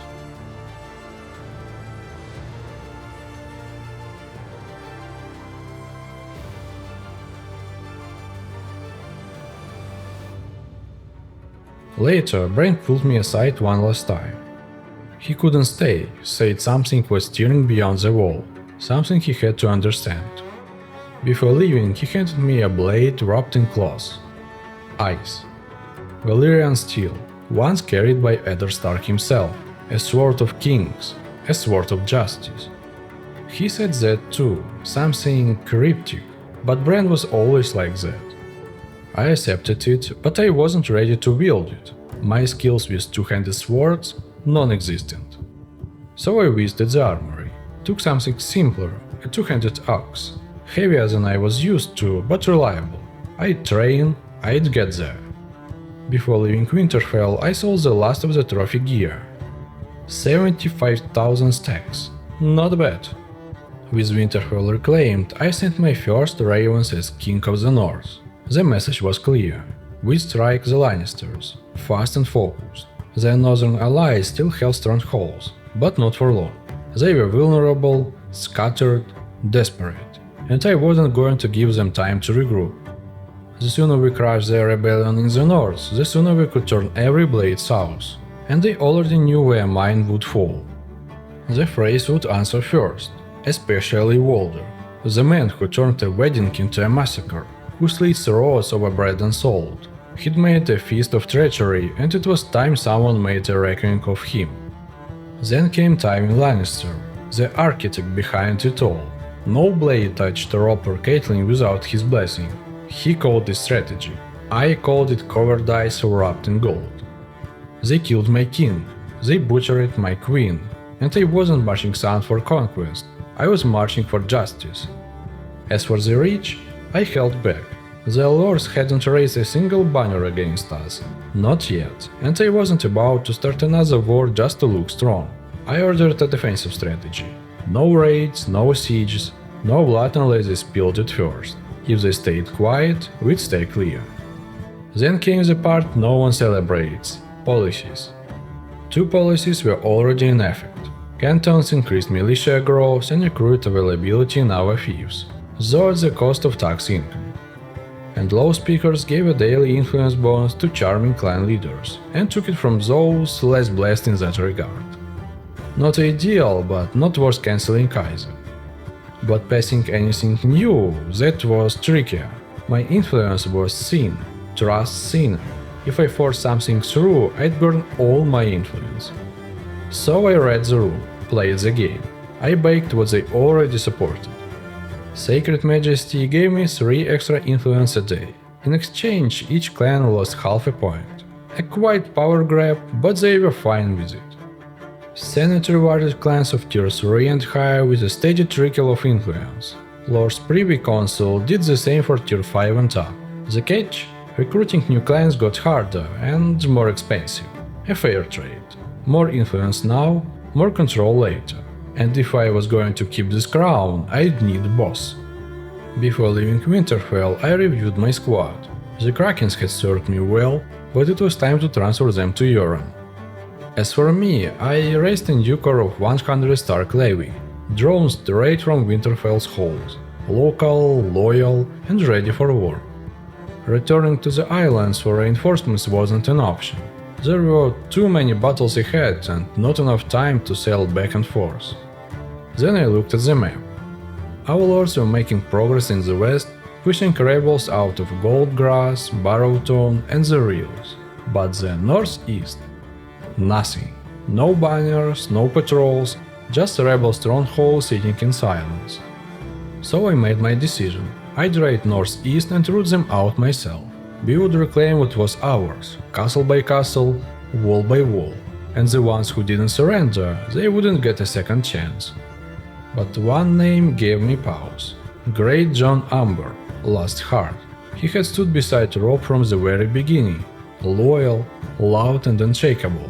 Seeing him listed among the rebels didn't sit right, but if I wanted answers, I'd have to fight for them. Dreadfort, Carhold, High Point, Last Heart. I would tear the rebellion out by its roots. Still, I wasn't about to repeat Winterfell with just my own party, so I sent ravens to summon a few trusted lords, Wendell Manderly and the Hornwood brothers, Halys and Darin. Not many, just enough to reinforce our squads without weakening the front elsewhere. These next sieges wouldn't be easier, and I planned to be ready. Just before we departed, Benjen pulled me aside. He didn't explain, just gave me a look, and I knew that look. Something was steering beyond the wall, and if Benjen was worried, so was I. Without another word, I turned toward Dreadfort. We reached Dreadfort without delay and began the siege immediately. Same strategy as before. Battering ram, 4 trebuchets, but no towers. Now that I wore the crown, no one dared try and take command from me. While our siege engines worked, 2 ravens arrived. The first brought good news. Our lords had retaken Mount Catelyn. I didn't get involved. With little influence to spare, picking fights over land grants wasn't worth it. The vote favored Andrew Locke, so I backed it. Better to build trust now and claim power later. The second raven was Stranger. Stannis Baratheon had left Dragonstone. He was sailing for Eastwatch by the sea, answering a plea from Maester Aemon. The Night's Watch had sent out a desperate call for aid, and Stannis, of all people, was the only king who listened. Something was definitely steering beyond the wall. Something bad. We needed to move fast. By the time the engines had done their work, defenses shattered, walls broken, I gave the order. It was time to strike. The number of archers on the walls was absurd. The moment we advanced, arrows came down like rain. But discipline held. Our infantry kept formation, shields raised, and reached the breaches with minimal losses. The right squad broke through first. They climbed, cleared the wall, and began pushing towards the left flank, just in time. The squad had stalled. Their defenders were dug in and brutal, refusing to yield an inch. Eventually, they broke through. With both squads inside, the rest of our infantry swarmed the battlements. The remaining archers never stood a chance. It didn't take long, but like Winterfell, it came too close. If I'd marched alone without those extra lords, we'd be dead. Dreadfort was ours. I claimed it, for the North and for myself. We didn't wait. The moment Dreadfort was secure, we rode for Carhold. The plan was simple: strike fast, strike hard, leave them no time to respond. As we neared the town, I sent word to two nearby lords. They'd join us by the time the engines were built and the defenses broken. While the siege took shape, a raven reached me. Our lords had taken Goldgrass, another rebel stronghold wiped off the map. The vote gave it to House Talhart. I didn't argue. They'd earned it. Carhold, though, it barely fought. Weak defenses and inexperienced garrison. Compared to Winterfell or Dreadfort, this wasn't a siege, it was a sweep. The walls came down, the garrison folded, and I took the town for myself. Another rebel town broken, and one step closer to silence in the north. Our momentum was strong, but our numbers were not. Too many battles, too few still standing. So I made the call. The lords who had marched with me were dismissed to rebuild their parties. In their place, I summoned fresh support. They'd be here soon. While they gathered, I rode for Winterfell. Nearly 100 more Stark Levy joined my party. Fresh blades, steady hands. With our numbers restored, I turned east toward Lasthark. On the way, we seized High Point. No resistance, no real defense. Just another keep reclaimed for the north. But Lasthark would have to wait. Twice I set out, twice I was forced to turn back. The traitor lord struck fast, trying to reclaim High Point before the garrison could form. I dismissed the defenders too early, believing the threat behind us was finished. Their parties were small, scattered remnants clinging to the last breath of rebellion. We crushed them quickly, reclaimed High Point, and kept marching. We laid siege to Lasthark, tore down its defenses, shattered its walls. For once, the odds were in our favor. I considered waiting them out, let hunger do the work, but that changed the moment I saw an army approaching. Grey John Amber, marching fast, no banners of peace, no messengers sent ahead. He wasn't coming to talk. We attacked early. Fortunately, Lasthark wasn't Winterfell or Dreadfort. Its walls were weaker, its defenders greener. We broke through fast and took the keep with minimal losses. Lasthark was mine now, and with it, every traitor stronghold in the northeast had fallen. But thieves were one thing, armies were another. I needed to make sure no rebel forces still roam these lands, no loose blades left to undo our work. Then a raven arrived. Casterly Rock had fallen, a serious blow to the Lannisters, and far sooner than expected. The keep was granted to House Norrie. Let them hold this house. Because I still wasn't done. I needed answers, and only one man could give them. Grey John Amber, or so I thought. I turned to intercept his party. It was time to hear why he turned his blade against the north. When I approached Grey John's party, I saw it immediately. He wasn't alone.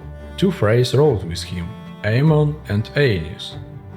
That told me everything I needed to know. Something was wrong. Grey John had stood by Robb when others faltered, but now, with Freys flanking him and no word spoken, he didn't greet me, just stared. That was it. No explanation, no warning, just still. I turned back to my commanders. If he wouldn't speak now, I'd make him talk at Lasthark. The battlefield was clean, no high ground, no dense forest. A strategist's dream, but my party far from ideal. 40 archers, 40 cavalry, the rest infantry. I spread the line wide, formed a central bulwark of infantry with archers behind, cavalry on each flank. The plan was simple: hold their center, then close the circle from both sides and crush them. But that plan shattered fast. Their formation kept shifting. They never committed. Then they pulled behind a cluster of boulders, shielding their right entirely. My encirclement collapsed before it began. No more waiting. I ordered the charge. As our infantry met theirs in the center, I went with the right flank, trying hard to crack their formation, to tear through before they could reinforce.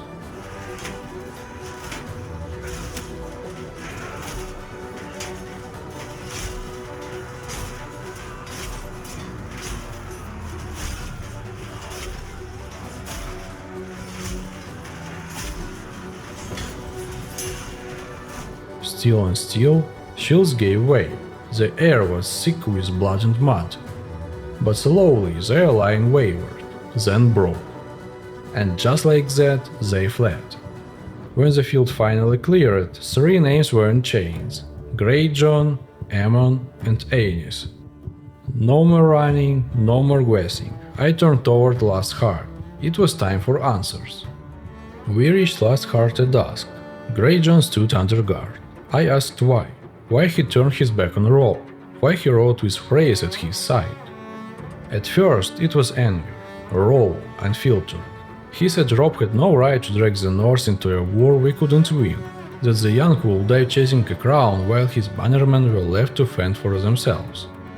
But then the anger cracked, and underneath it, guilt. He'd held out longer than most, but when the Boltons rose and the Freys came knocking, he didn't get a choice. They didn't come to talk, they came with threats, his blood, for their loyalty. He bent, not for power, not for glory, for family. And when Robb died, so did hope, until now. I offered him a choice: come back, not for me, but for the North. He swore loyalty, and I gave him back Last Heart. Then I turned to the Freys. Aemon first, spitting venom, even in chains. I said nothing. He died angry.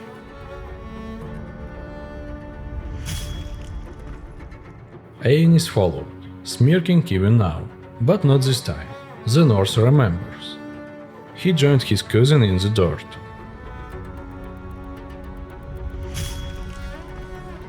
And with that, the last traitors in the northeast were finished. With the traitors dealt with, I dismissed the lords from my army. They needed time to rebuild their parties, train new squads and recover. The war wasn't over, but for now they'd earned the brick. Then we rode for Castle Black, just as Benjen had asked. The road north felt heavier than usual, not from distance, but from the unknown. If Benjen was worried, I was too, and I didn't like what that meant. At the walls there were no enemies waiting, just snow, stone and silence. So I used the quiet to handle the kind of business no one writes songs about, but that holds the kingdom together. My income sat just below 7,000 stacks a day, enough to arm, supply and move without hesitation. But coin alone doesn't win wars. I checked every garrison. Any fief under 200 defenders were marked immediately, orders were sent, recruiters dispatched. If new enemies came knocking, I didn't want us caught unprepared. Next came the investments. I poured 25,000 stacks into each of the Iron Islands fiefs, shoring up our coastal holdings. Another 10,000 went into the each northern settlements we just reclaimed. It wasn't enough to rebuild them fully, but it was a start. In time, I'd keep a steady stream of stacks flowing to every town and castle under our banner. But money wasn't the only concern. Loyalty and security were low, too low, and if I didn't fix it now, I'd be dealing with another rebellion soon. So I spent what influence I had left and passed two policies. Forgiveness of debts, a small sacrifice in production, but in return, loyalty in our settlements would rise by 2 points a day. And magistrates, 1 extra point of security growth per day at the cost of a little tax. It drained nearly all my influence, but stability was worth it. It was time to speak with the Lord Commander. I found Alistair's Thorn in the tavern at Castle Black. No armor, nor formalities, just a man weighed down by things no one should have seen. He didn't waste time. He told me what had happened. It began at the Feast of the First Man. They were overrun, no warning, no survivors. Then Craster's Keep, gone. Rangers vanished, patrols never returned. But it wasn't wildlings. At first, I didn't believe it. Walkers? Corpses that rise again? It sounded like a story you tell squires to keep them from wandering off at night. But Alistair wasn't one for stories. And then he said this. So I did. We left immediately. Craster's keep was just ruins now. Charred beams, empty ground. The air stank of old blood and new fear. Then we reached the feast. And that's where I saw it. Tracks. Thousands of them. Not spread out, marching, organized. We followed them northeast. I wanted to be sure, but I already knew. And then I saw it. Not one army, 4. The first had over 1,600 fighters. The others each over 1,100. Undead, tireless. And real. The Night King's army. My blood turned to ice. They were not shadows, they were not mists, they were marching. And that was only what I could see. I didn't stay to count the rest. I turned south and I didn't stop riding until I saw the wall behind me. When I returned to Castle Black, Alistair was waiting. He didn't look surprised. I didn't return the smile. What I'd seen was still with me. Tracks in the snow, faces that shouldn't move. Armies that shouldn't exist. I told him everything, what I saw and what I proposed. An alliance. They would hold the wall, guard the realm of men. I would fight the wars in the south and send what support I could. When I took the Iron Throne, I'd send them more. Lords too stubborn to kneel, armies too proud to bend. And when the dead came in force, I'd return. That was it. No banners, no ceremony. Just two sides choosing survival. Then Benjamin stepped forward. He was right. I hadn't listened. Now I had. With the wall behind us, I turned my eyes south, only to find 2 thorns still stuck in the north. Barrowtown, the Reeds. They hadn't fallen with the rest. 2 holdouts, waiting for someone to finish the job. Our lords were already pushing hard in the south, pressing the Lannisters, closing in on Lannisport, but I didn't want any surprises at our back, not now. So before leaving the north, I rode for Barrowtown, then for the Reels. The sieges were quick, the rebels were low on numbers and even lower on hope. With support from the lords still near, we crushed their defenses and took the strongholds with minimal resistance. I claimed boss for myself, not out of greed, but necessity. Fewer banners meant fewer arguments, fewer claims, and fewer problems. On the road to 10 Towers, word reached me. Greywater Watch had fallen. Another clean strike. I granted it to House Reed. Their land, their legacy. Maud Catelyn had gone to Ondry Lock when it was first retaken. But the war was over now. I passed it to House Stark, where it belonged. As for the keeps taken from the traitors, I kept them under my command, just for now, until I was sure who could be trusted to hold them without starting another war. The rebellion was over, the north was whole. Now it was time to prepare for the south. And in the armory, I found a proper two-handed sledgehammer. It tore through the enemy like nothing else. With a bit more training, I might finally be able to wield ice. After everything, the wars, the blood, the betrayals, I needed time away from banners and crowns. So I walked into the tavern at 10 Towers, and found Gendry. He'd kept our trade roads open through the chaos, quietly fueling the war from the shadows. We talked about the war, about what we'd won, and everything we'd lost to win it. Then he asked something I wasn't ready for. I didn't answer right away. I didn't know, just said what felt honest. Maybe. Depends on what we do next. Then I told him the real reason I came. He wasn't just a blacksmith or a trader anymore. He'd earned command. He'd be leading his own war party. I told him that's why it had to be him. Not for banners, not for name, but for strength. He didn't smile, didn't boast, just agreed. And he wouldn't be the only one. Every one of my companions had earned command, and I had a plan. A way to fill the full army without spending a single point of influence. Each of them would lead their own party. They couldn't recruit Stark Levy or any of the Kingdom's special units, only I had that right. But they could still fill their ranks with elite and regular northern fighters. The Iron Islands were nearly bone dry, too many patrols, too many garrisons, so we'd pull from what we had left. Yoren would build a cavalry force, heavy riders, fast, devastating, mean to smash through lines. Benjen would take command of elite Night's Watch archers, precise, quiet, little over distance. Gendry would lead the Watch crossbowmen, slower to fire, but when those balls landed they cracked shields and split plate.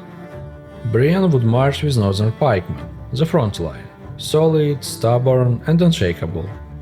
Sandor, northern two-handers, big men with bigger weapons, crude, brutal, effective, just like him. And I'd lead my own squad from 10 towers, Harlow captains, heavy infantry armed with two-handed axes and disciplined to match. In theory, it was perfect. A custom-built force, nearly 1,000 strong, no influence spent, each commander tailored to their strengths, and with the right squad assignments I could even stack battlefield bonuses on top. A dream team, on paper. Because there were a few things I didn't think through. If I could do it again, I'd have kept it simple. Told them to pull from the Iron Islands or focus on northern fighters across the board. Reliable, faster, less complicated. But it was done, and soon we'd see what that decision cost us. Before moving out, I made one last stop, the market.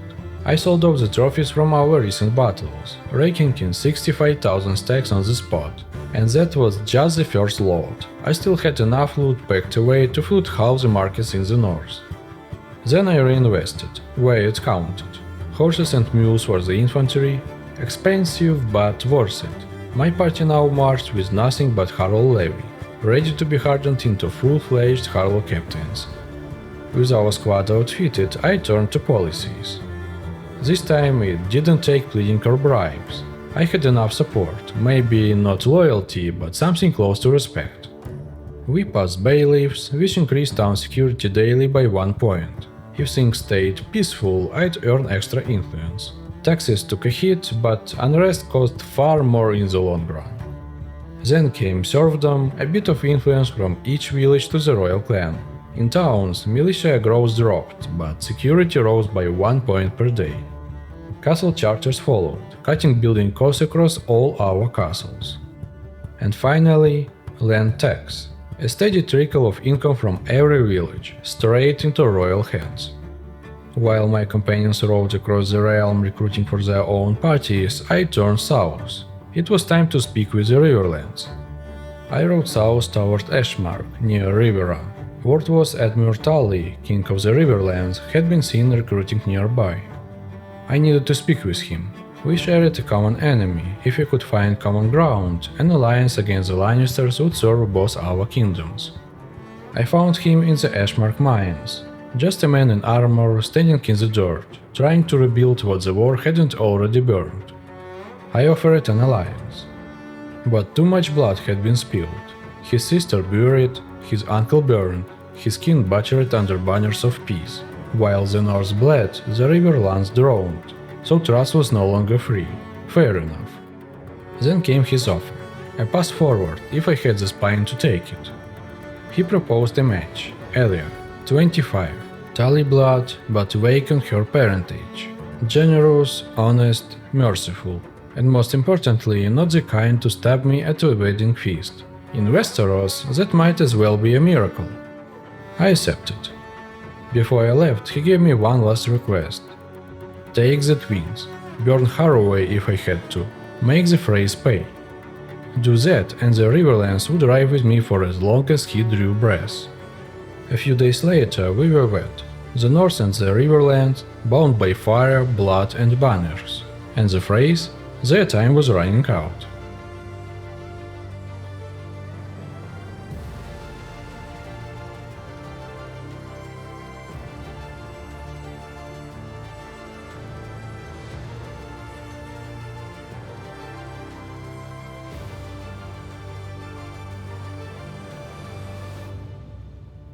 After the wedding, Elia joined my party. Naturally, I wanted to see what she could do. Well, she could ride a horse. That was something. But beyond that, she was more princess than soldier. At least her equipment wasn't embarrassing. I'd upgrade it later.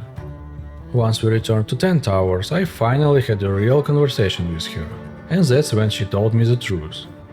She was Edmund's daughter, born out of wedlock.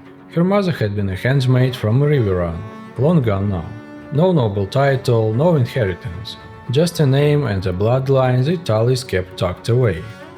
Edmund didn't deny her, not openly.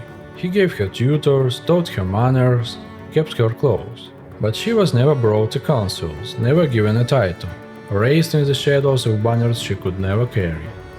But now, she was a queen. The weeks that followed were quiet. We stayed in 10 Towers while my companions rode across the realm, raising their parties. I rested, trained, watched the coast as spring faded into summer. Then came the unexpected. We had a child, quick maybe, but the world didn't wait, and neither did fate. One morning, a raven arrived with troubling news. Aegon Targaryen had landed in the Stormlands, claiming the Iron Throne as his birthright, and many of the Southern lords had already bent the knee. Another claimant, another war, another firestorm on the horizon. But that was a future war. Right now we had all debts to collect. The Freys were still breathing, so were the Lannisters. And on the first day of summer I called my companions with their parties. However many they'd managed to gather, and marched for the twins. It was time. I planned to strike the Freys first, carve a path through the Riverlands, and keep moving until King's Landing fell. I wasn't looking to provoke the rich. When the war was done, when the Freys and the Lannisters were dust, I'd offer the rich something better than retribution. Peace. We reached the twins soon after.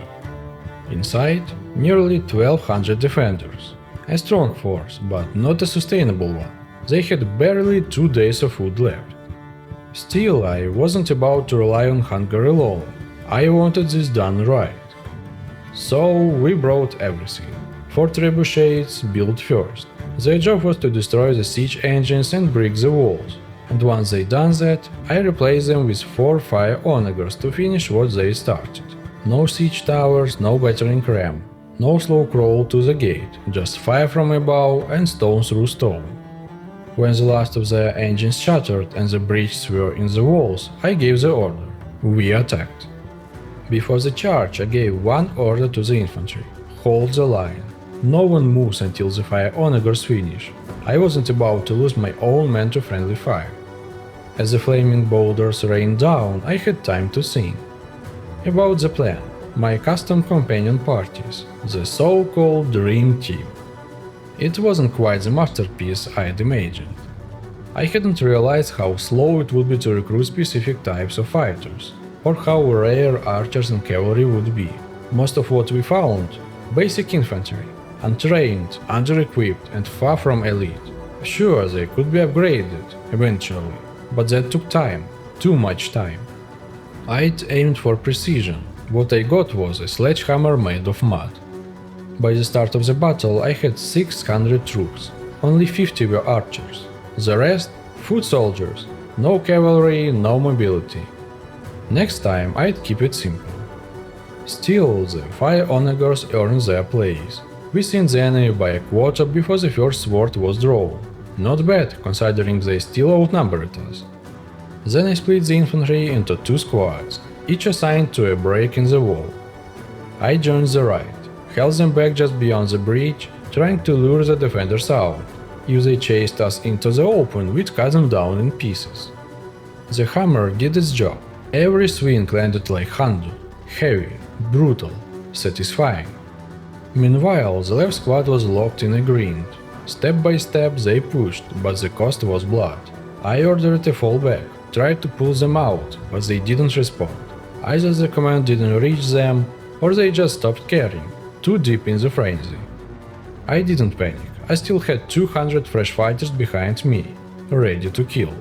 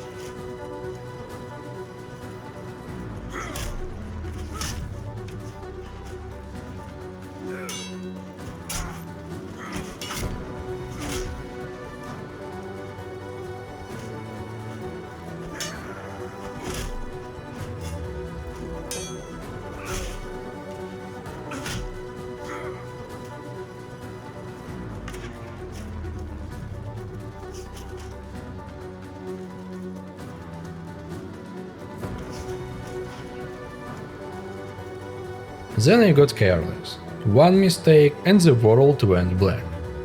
Elia had taken charge. She rallied what was left of the left squad, fought beside them, then joined the right squad as it pushed through. She wasn't a seasoned fighter, not yet, but that day she was queen enough. We took the bridge, secured the keep, and the twins were ours. Among the prisoners, Black Walder Frey. Though if I'm being honest, I'd expected more of his family to be waiting inside. He gave us nothing. No names, no locations, just spit and scorn. He died like he lived, loud, bitter, and ultimately useless.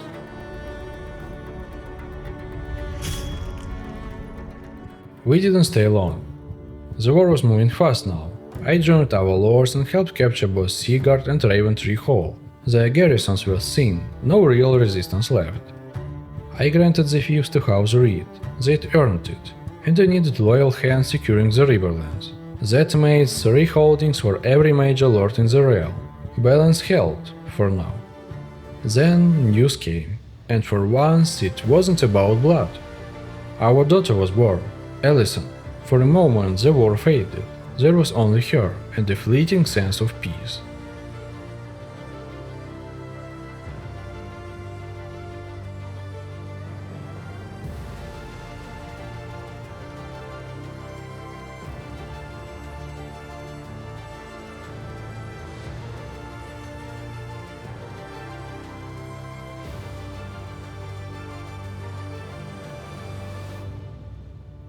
But peace never lingers. We had barely turned south from Raventree when 2 enemy armies closed in on the twins. Reinforcements, retaliation, call it what you like. They came hard and they came fast. Fortunately, so did we. Our lords grouped quickly and returned to defend the keep, and what followed? The largest battle I've ever seen. Their side brought a dozen lords, Yara Greyjoy among them, flying Lannister red now.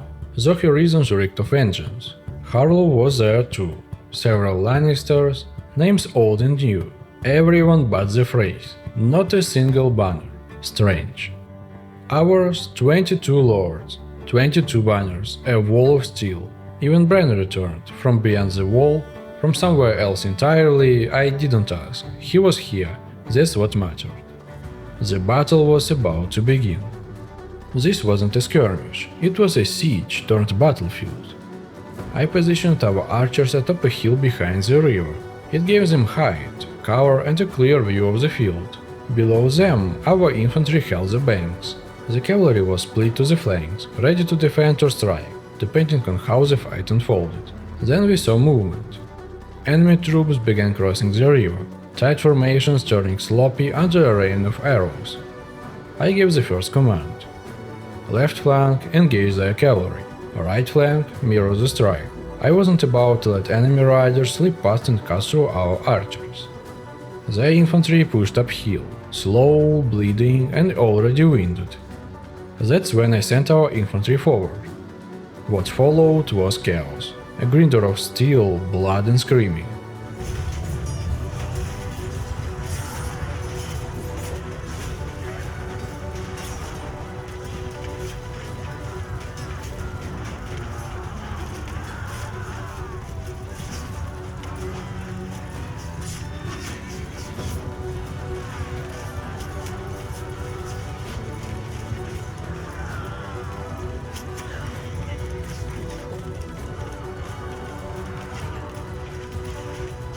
They turned. We didn't. We chased down every straggler we could reach. Not long after, another 500 enemy infantry marched in, but they had almost no cavalry left. Ours had seen to that. I sent our riders sweeping wide, crushing the exposed archers they'd left behind. No cover, no mercy. Then the second clash began. This time their infantry was sharp, tighter formation, better timing, and for a moment it looked like they might hold. But then our reinforcements arrived. Fresh squads slammed into their lines, and that was it. Their morale cracked, and this time they didn't retreat. They fled the field. We had won. But it was a costly victory, one we'd remember, and one they wouldn't forget. We regrouped as the twins. The battle was over, but justice still had a debt to collect. Yara Greyjoy was the first to pay. Her execution had been a long time coming, and if I'm honest, it was my fault she'd lived this long. I spared her once. I didn't make that mistake again.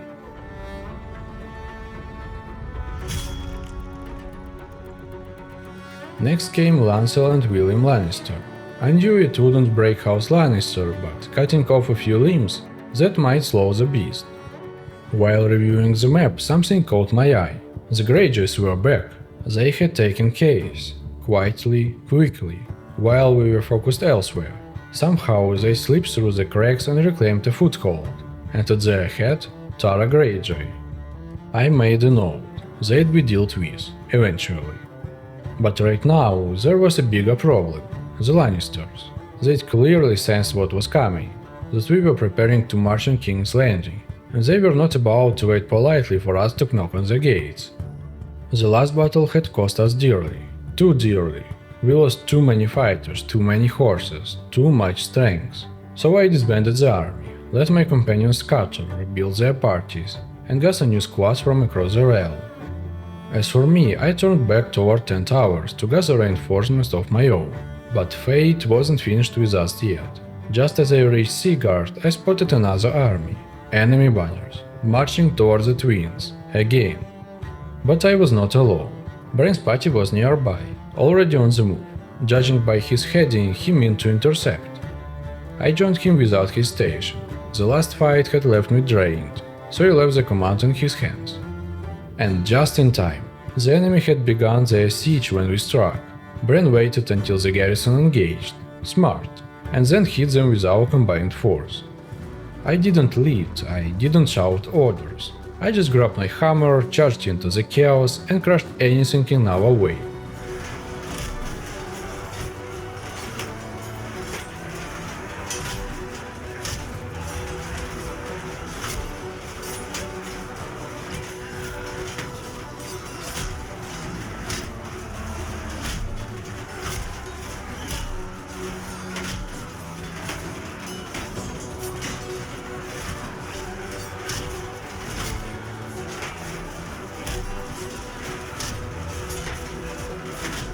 By the time it ended, I'd nearly forgotten what exhaustion felt like. We had the numbers, we had the ground, we had Bran's timing, and we won. After the battle, I carried out 2 more executions. One Lannister, one Greyjoy. No speeches, no mercy, just justice. With that finished, I rode for 10 Towers. This time the road was clear. And once I arrived, I didn't waste time. I finally had the influence I needed to reshape the realm, and I intended to use it. First came noble retinues. Any clan of tier 5 or higher could now lead larger parties, but they'd pay for it with daily influence, a fair trade for strengths. Then Royal Guard, my own party, larger, stronger. In return, the other clans would lose a sliver of influence. Nothing they'd miss much. Grazing rights followed, boosting loyalty across our settlements. It would slow village development slightly, but peace always cost something. Then trial by jury, another boost to loyalty, though it chipped away at security and influence. Still worth it. Tribunes of the people, more loyalty in our towns. Slightly lower taxes, let the people breathe a little. Hunting rights increased food production across castles and towns, but at the cost of a little loyalty. A small price to keep our stores full. Imperial towns made my towns more loyal, more prosperous, though the rest of the realm would feel a little colder toward me. And finally, feudal inheritance, a steady drip of influence for every fief a clan owned, but with one catch: it would now cost more to revoke a fief. For now, the policies were set. Then I shelved the hammer and took up ice. I just hoped I was ready. After that, I recruited a fresh squad of Harlow Levy, enough to command nearly 400 fighters in my party. I bought horses for every one of them, then turned back towards the Twins. Back at the Twins, it became clear. My companions hadn't managed to fully rebuild their parties, not yet. I needed more strength, so I summoned several loyal lords and set our sights on Harroway. As we approached, I saw them, frays, scattered across the region. Too many to chase, too fast to catch. My party was too large to pursue them all, but the town itself, that was different. Stavron Frey hadn't made it out. We laid siege immediately, and it didn't last long. We were hardened by months of war, and the defenders didn't stand a chance. Harroway fell quickly. Stavron was dragged out from the rubble, and he told. The Freys were broken, scattered. There was no coordination left, just fear, betrayal, and the wind at their backs. But one name still mattered.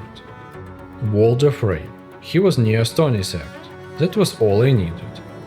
I gave Stavron the only mercy I had left, a swift death.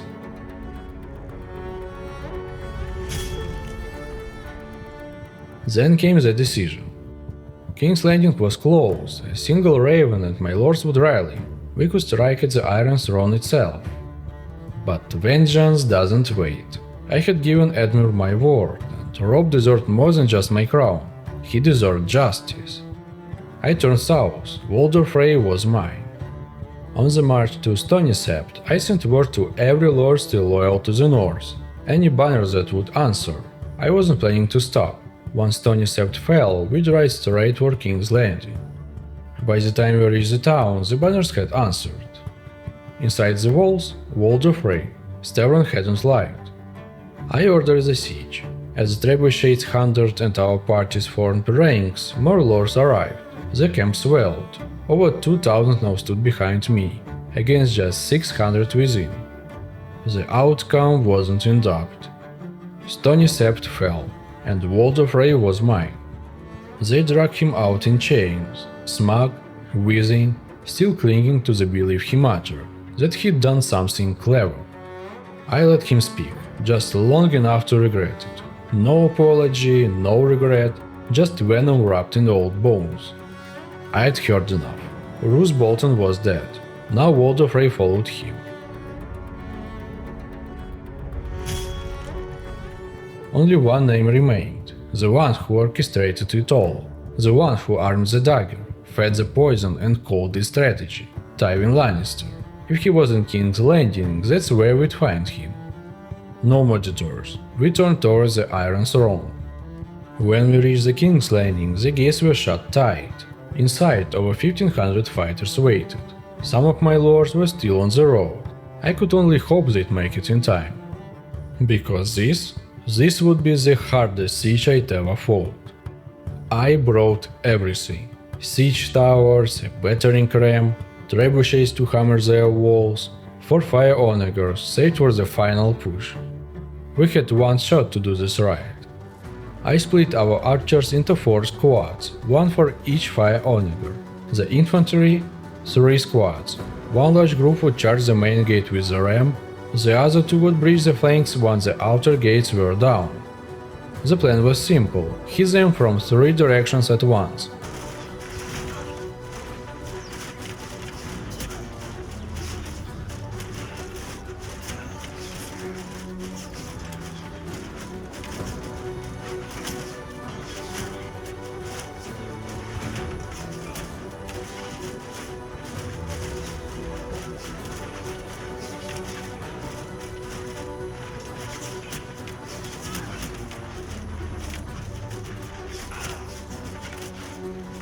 The outer gate fell first. That was our signal.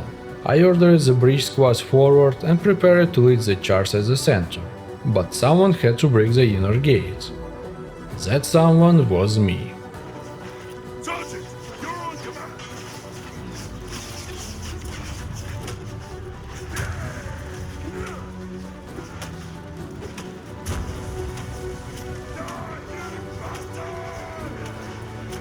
Steel met wood, and with the final strike the gate cracked. That's when it hit, an arrow straight to the stomach. I was knocked out. But my men didn't falter. They surged through the breaches through the gate I opened. The courtyard erupted into chaos. Arrows, blades, screams. But we held the line, pushed forward.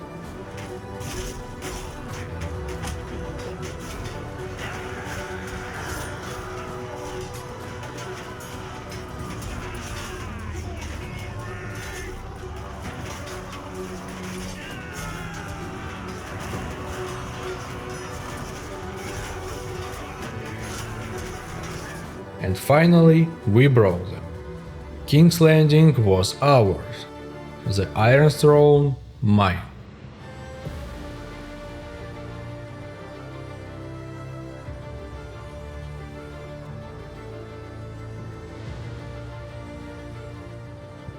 Not long after we took the throne, I did something most kings struggle with more than war.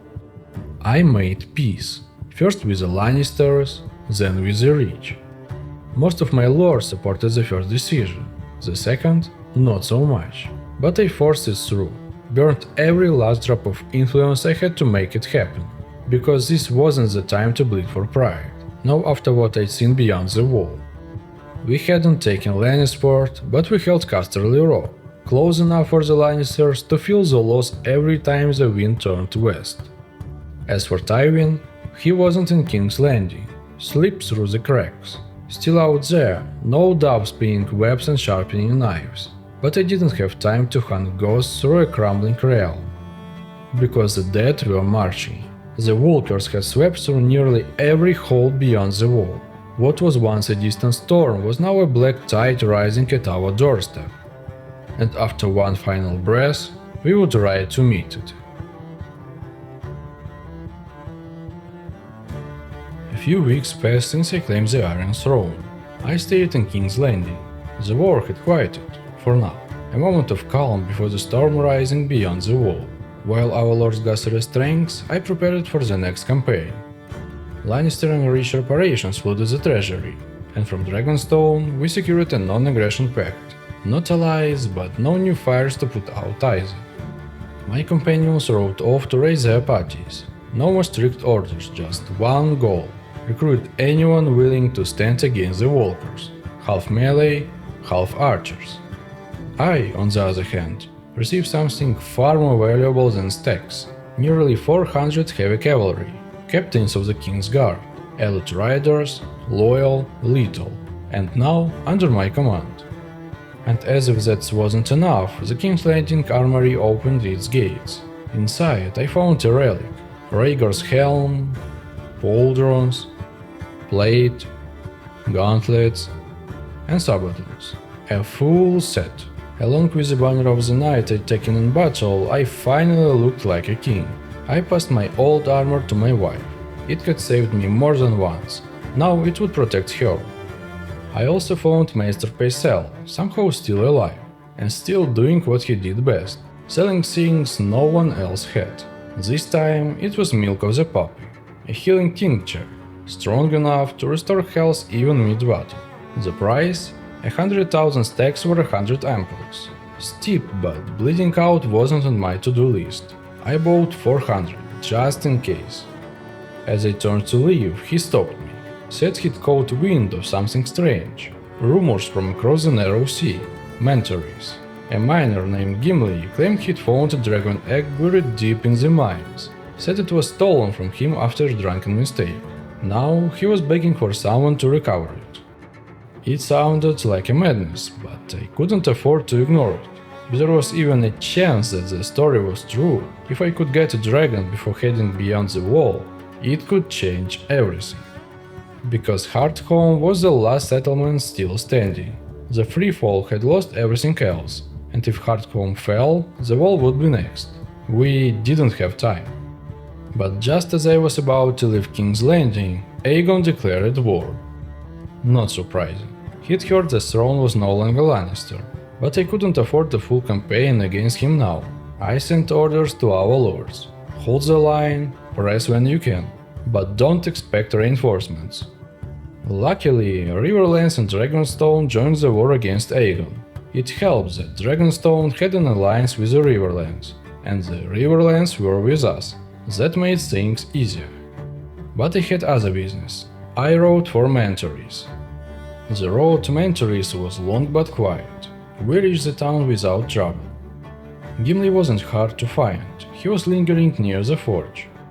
He confirmed the rumors, said he uncovered a dragon egg while digging deep in the mines, nearly brought it to life. But after too many drinks, he talked.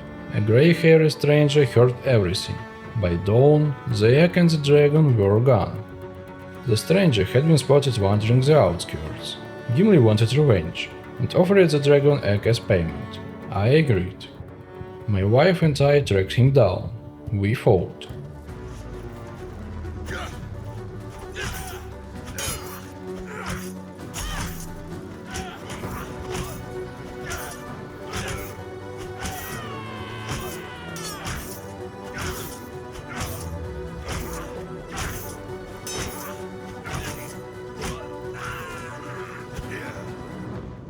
I can't say if he survived, but I didn't leave empty-handed. What I found wasn't just a dragon egg, it was a full-grown dragon, and somehow it was tame. With the dragon beneath me, we returned to King's Landing. The horizon stayed clear, no one dared challenge us. While my companions spread out to recruit and build their parties, I turned north. First stop was Winterfell to resupply, after all we'd be heading beyond the wall. Then we rode for Castle Black. No fights, no problems, just the cold wind and the weight of what came next. I went straight to Lannister the moment we arrived. I needed the truth, what was really waiting beyond the wall. He didn't soften the blow. Hardcomb still stood, but barely. They were bracing for the Night King, expecting 10,000 of his fighters to march within the months. He warned me, the wall wouldn't hold, Hardcomb wouldn't hold. Not against what was coming. If I wanted to end this, I had to kill the Night King himself, take him out, and the rest would fall with him. But there was another option: strike his lord before they could gossip, weaken his numbers, give the free folk and the watch a fighting chance. I saw a larger truth. This wasn't just about surviving, it was about rebuilding. I offered the Night's Watch a future as part of the rail, once the dead were gone. Two conditions: end the war with the free folk, and support the kingdom's peace. Lannister agreed.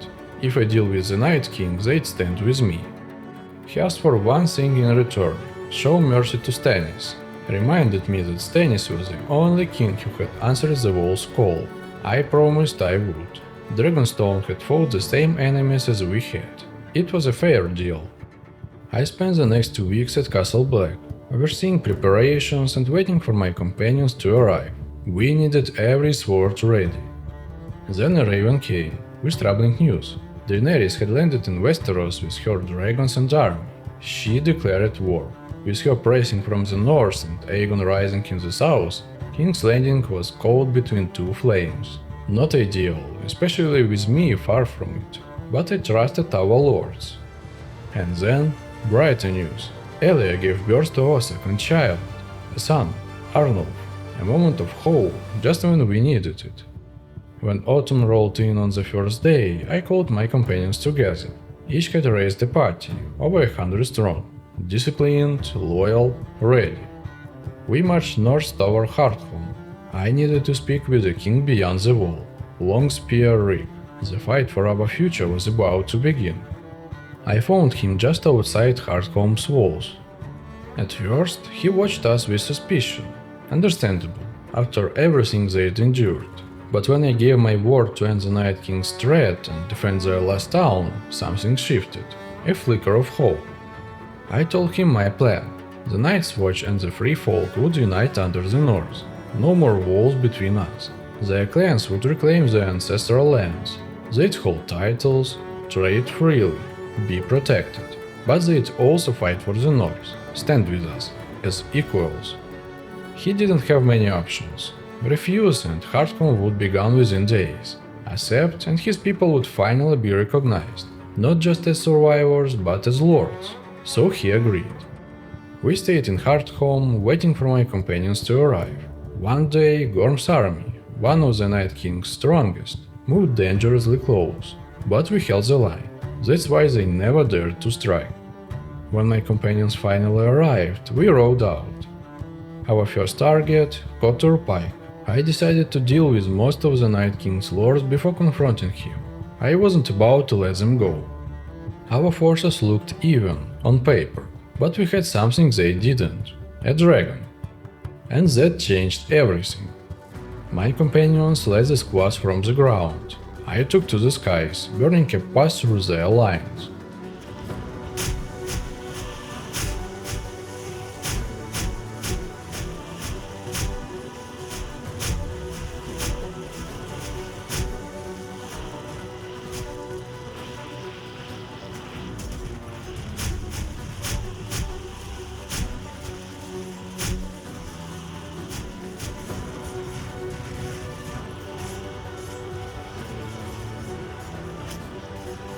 Once the flames broke their ranks, our fighters charged.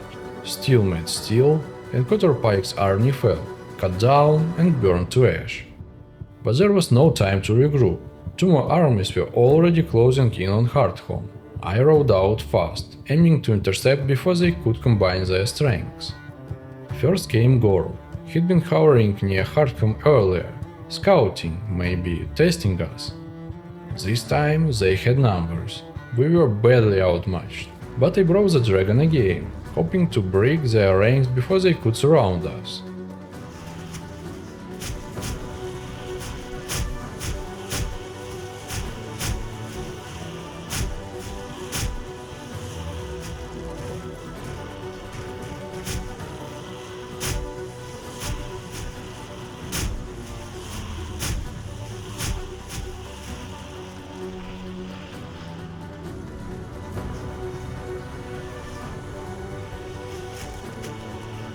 It worked, at first, until they shot me out of the sky. I hit hard, ordered my men to charge, fast. I landed in the middle of the enemy and, poppy milk or not, I wasn't going to last long.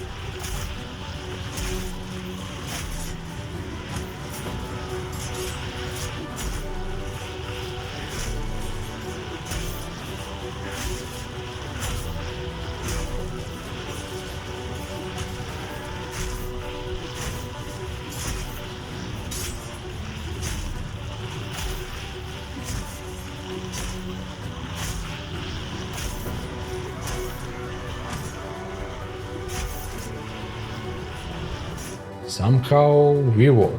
The enemy broke. The dragon still alive. And Gorm, he didn't walk away. He'd been on this earth for more than 50 to 100 years, more winters than I could imagine, and I burned him like any other threat. I told myself it had to be done, but something about ending a creature that ancient, it felt strange. Either way, we moved on. Next came Sigurd. I'd already brought down more than half the Night King's lords. It was time to secure a stronghold, a place to regroup and hold the line. I chose Craster's Keep. The siege was quick, the garrison was light, most of their squads were still scattered in the field. We pressed the assault.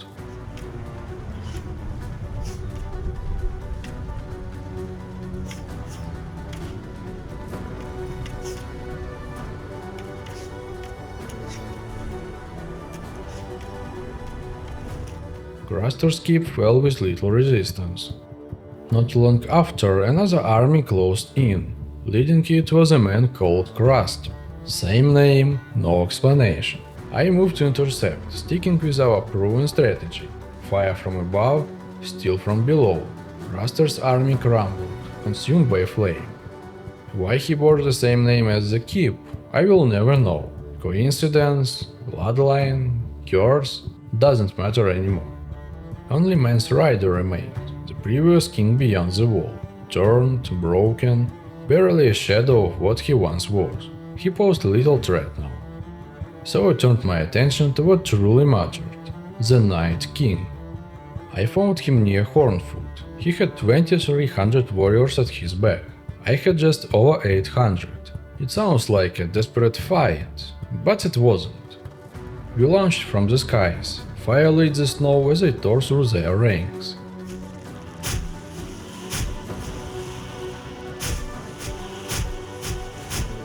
Then I hunted. I wasn't after his army, I was after him. He tried to lose me in the trees, but fire finds everything.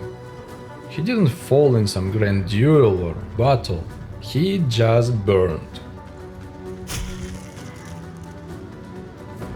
Ash scattered in the wind, like the rest. My squad swept the field, cutting down whatever still stood. The grand battle was over. The North was free, no more dead behind the wall, just silence. At last. After the Night King fell, I returned to Castle Black and quietly dismissed our army.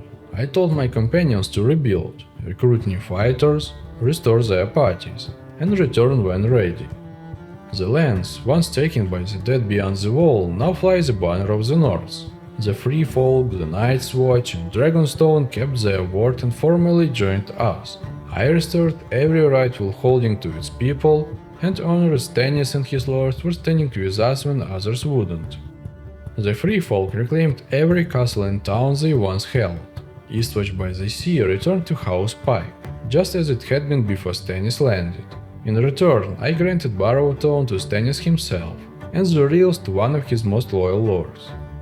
He also brought 2 mercenary clans. They will earn their place through conquest, or not at all.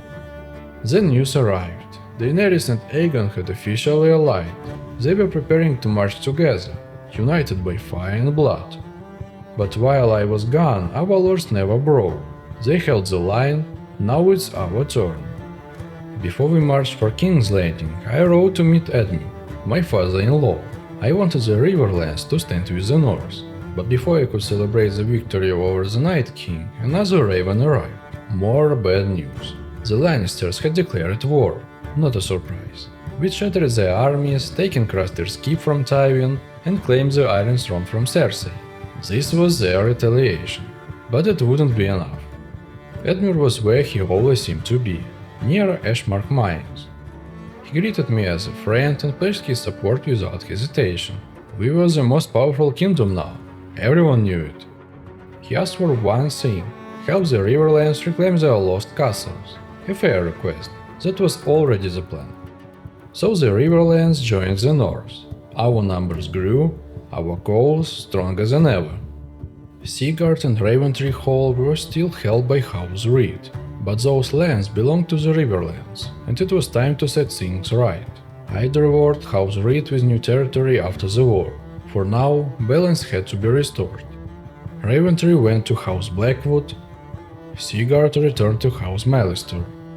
With that done, I moved on the Lannisters, reclaiming every Riverland stronghold they had taken: Pink Maiden, Wayfarer's Rest, Acorn Hall, and Derry. I didn't call for our lords or companions. They were busy raising parties and preparing for larger battles. This part I could handle myself. Before marching, I set our strategy. Offensive against the Lannisters, defensive against Daenerys and Aegon. Time to finish the lines. First stop, Pink Maiden. 250 defenders stood between me and victory. My Kingsguard captains cut them down with ease.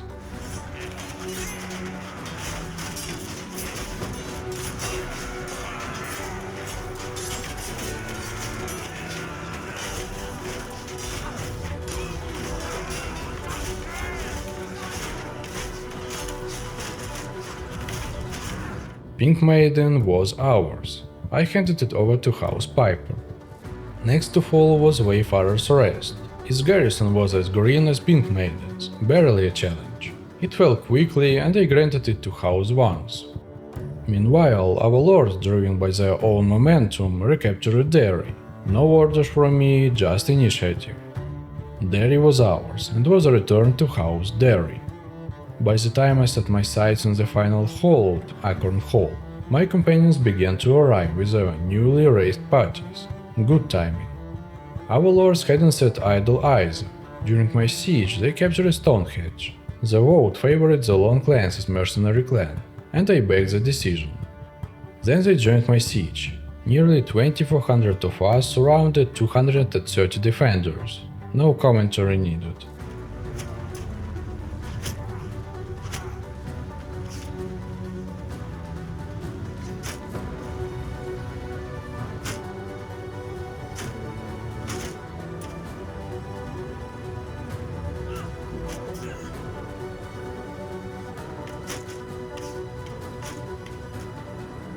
Acorn Hall fell, and I gave it to House Smallwood. Only one mercenary clan remained without land, and I doubted that would last long. With our promise to the Riverlands fulfilled, it was time to finish the Lannisters. They clung to 5 fiefs: Case and Lannisport in the west, Saltpans, Maidenpool and Rook's Rest near King's Landing. I turned west, toward Lannisport. Let the other lords or kingdoms worry about the rest. I had 2 names left to cross off: Tywin Lannister and Tara Greyjoy, the last of her line. And luck, for once, favored me. Near the gates of Lannisport I spotted Tywin's party, wounded, scattered, reeling from a recent fight. They were trying to reach the walls. Never made it. I cut them off. The numbers were no contest. I didn't need to fight, but I offered Tywin a duel. Not for honor, for principle. He didn't deserve the dignity of falling in real battle. I wanted Ice, the sword of justice, to finish what he started. He accepted. If I won, his men would surrender.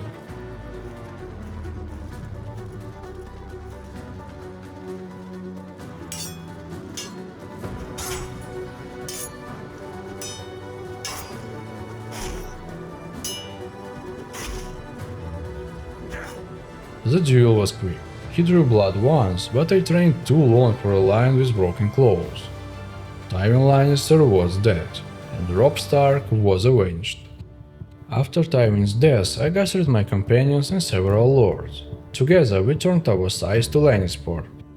The town sheltered 1,300 defenders behind thick walls. I ordered our siege force, 4 trebuchets, and to soften them further, added 4 fire onagers to clear defenders with flame. Mid-siege, a raven brought word. Our lords had seized Rook's Rest. The last landless mercenary clan had earned their due.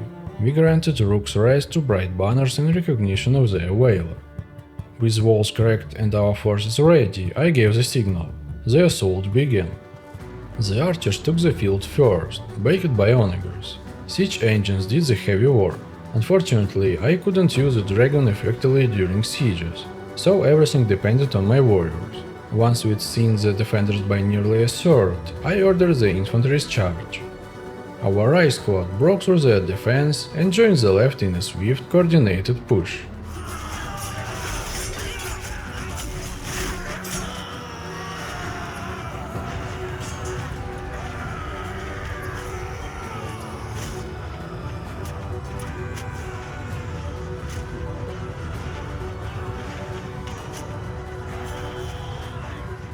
Victory at Lannisport was ours.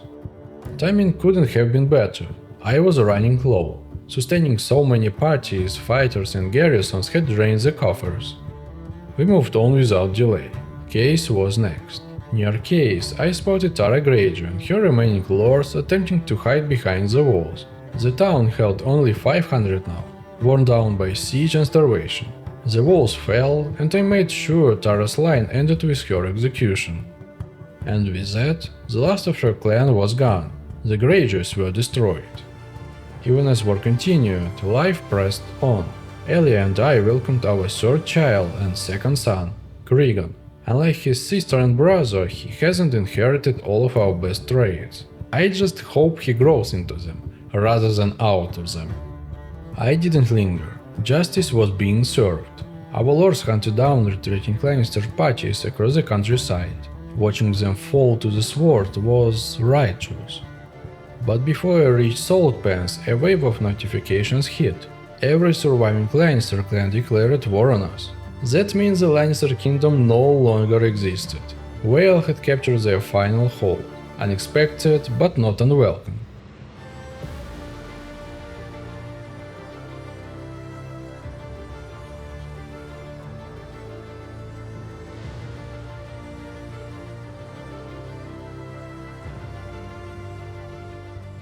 There was no time to celebrate. I pressed on toward King's Landing to regroup and plan our next move. Then, just outside Maidenpool, I saw them on the horizon. 2 armies, one led by Daenerys, seated on a dragon, the other by Jorah Mormont. Each counted around 700 fighters. This was an opportunity I couldn't ignore, a chance to deliver a serious blow and capture key leaders. So I rode forward to intercept, ready to meet them on the field. Before the battle, Jorah met me on the field. Daenerys stayed behind. Whether by strategy or pride, she wouldn't face me herself. But Jorah still believed in honor. Maybe he hoped to reach me with words. He told me the truth. In his eyes, I wasn't a usurper. I'd fought, bled, and led with strength. But Daenerys held the throne by blood, and if I wouldn't step aside, they would take it. There was no malice in his voice, just duty and regret. But I had a duty too. I looked him in the eye and answered truthfully. This throne wasn't stolen under cover of night. It was seized with fire, steel and sacrifice. If they wanted it back, they'd have to tear it from me. This fight didn't begin because we wanted it. It began because we had to. I lined up my fighters in the usual formation. Infantry up front, archers behind, cavalry flanking both sides. My strategy was simple, the same one that ended the Night King. Let the dragon do the heavy lifting from the sky. Soon I saw her, Daenerys, riding a dragon, but she didn't take to the air. She walked her beast forward, surrounded by cavalry. Maybe she assumed I couldn't fly a dragon as she did. That was her greatest mistake. The rest of her army followed her fate. When it was over, I rode straight to King's Landing and locked 25 of the enemy, Daenerys, Jorah, Grey Worm and others, in the dungeons. This battle likely sealed the fate of their kingdom. I had no desire to execute them. Compared to the other side faced, they were the lesser evil. They hadn't betrayed me, they fought with honor. So I stepped outside the castle walls to speak with Daenerys face to face. I told her everything, how the realm had bled, how I united the North, how the Night King nearly ended us all, and how she and Aegon were now the only ones still reaching for war. I offered her peace. She would keep the lands she held now. Dragonstone would remain her seat of power. Her dragons would be safe, and so would mine. She listened long and hard. In the end, she agreed to peace, perhaps because she understood what awaited her otherwise. All she asked in return was Aegon's life. Send him back across the sea. No more bloodshed. She even acknowledged the dragon's loyalty to me. That mattered. I accepted. Exile was mercy, and it saved the realm another war. Some lords were not pleased, but they followed. They always did. May this peace endure. After sealing peace, I disbanded the army to heal, regroup, and prepare for what came next. Aegon, though weakened, still held scattered lands in the south and Duskendale in the north. I didn't want to be sidetracked by a single town, so I ordered our lords to go on the offensive. They would capture Duskendale on their own, then regroup with me in the south. While my companions reinforced their parties, I took the initiative to reclaim Aegon's castles, suitable targets for my party. Over the next 60 days, we methodically dismantled his realm, castle by castle, town by town, crushing his hold. His forces couldn't stand against our numbers, or a dragon. By spring, we had Storm's End under siege with Aegon trapped inside. With most of his armies already defeated, few remained in the gathering en masse. We starved the garrison, the archers and onagers softened the defenders on walls, and then Storm's End fell. I claimed it as my own. Aegon was in chains before me. I had no hatred left. He was just another obstacle to lasting peace. True to my word to Daenerys, I spared him. I banished Aegon to Essos. With Aegon gone, the last enemy in Westeros had fallen.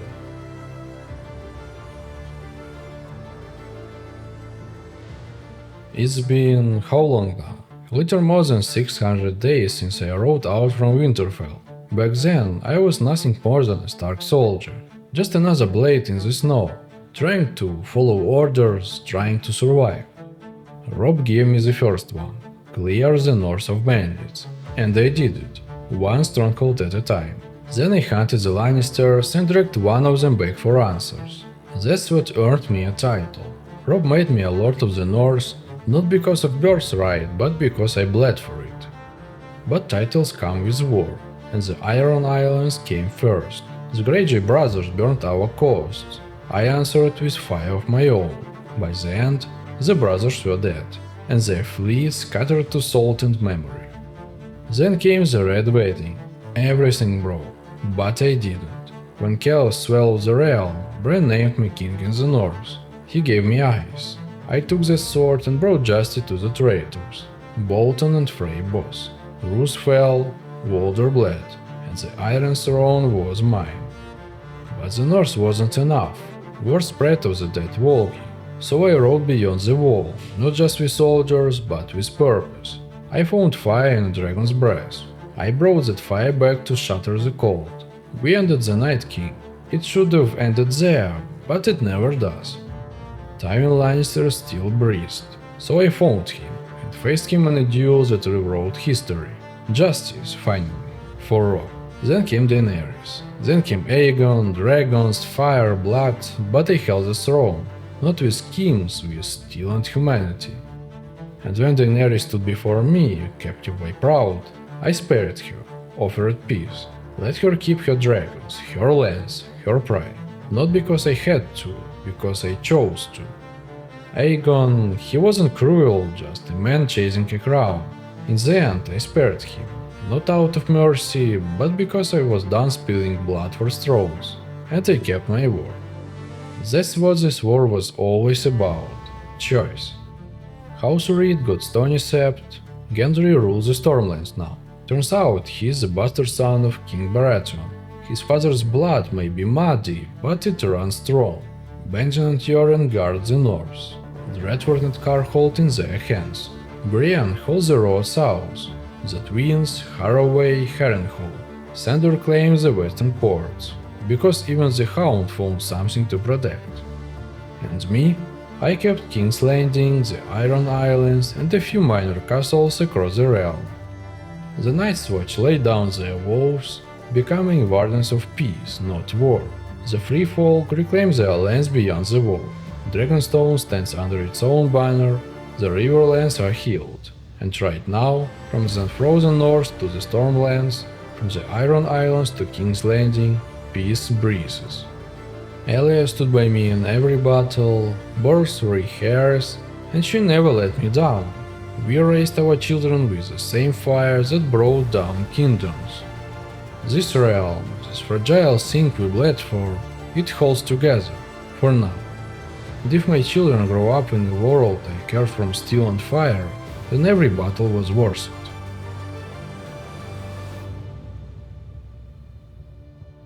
If you made it this far, thank you. You are the reason the story keeps going. So to everyone who's watched, liked, comment or just quietly followed along, thank you truly. Your support means everything.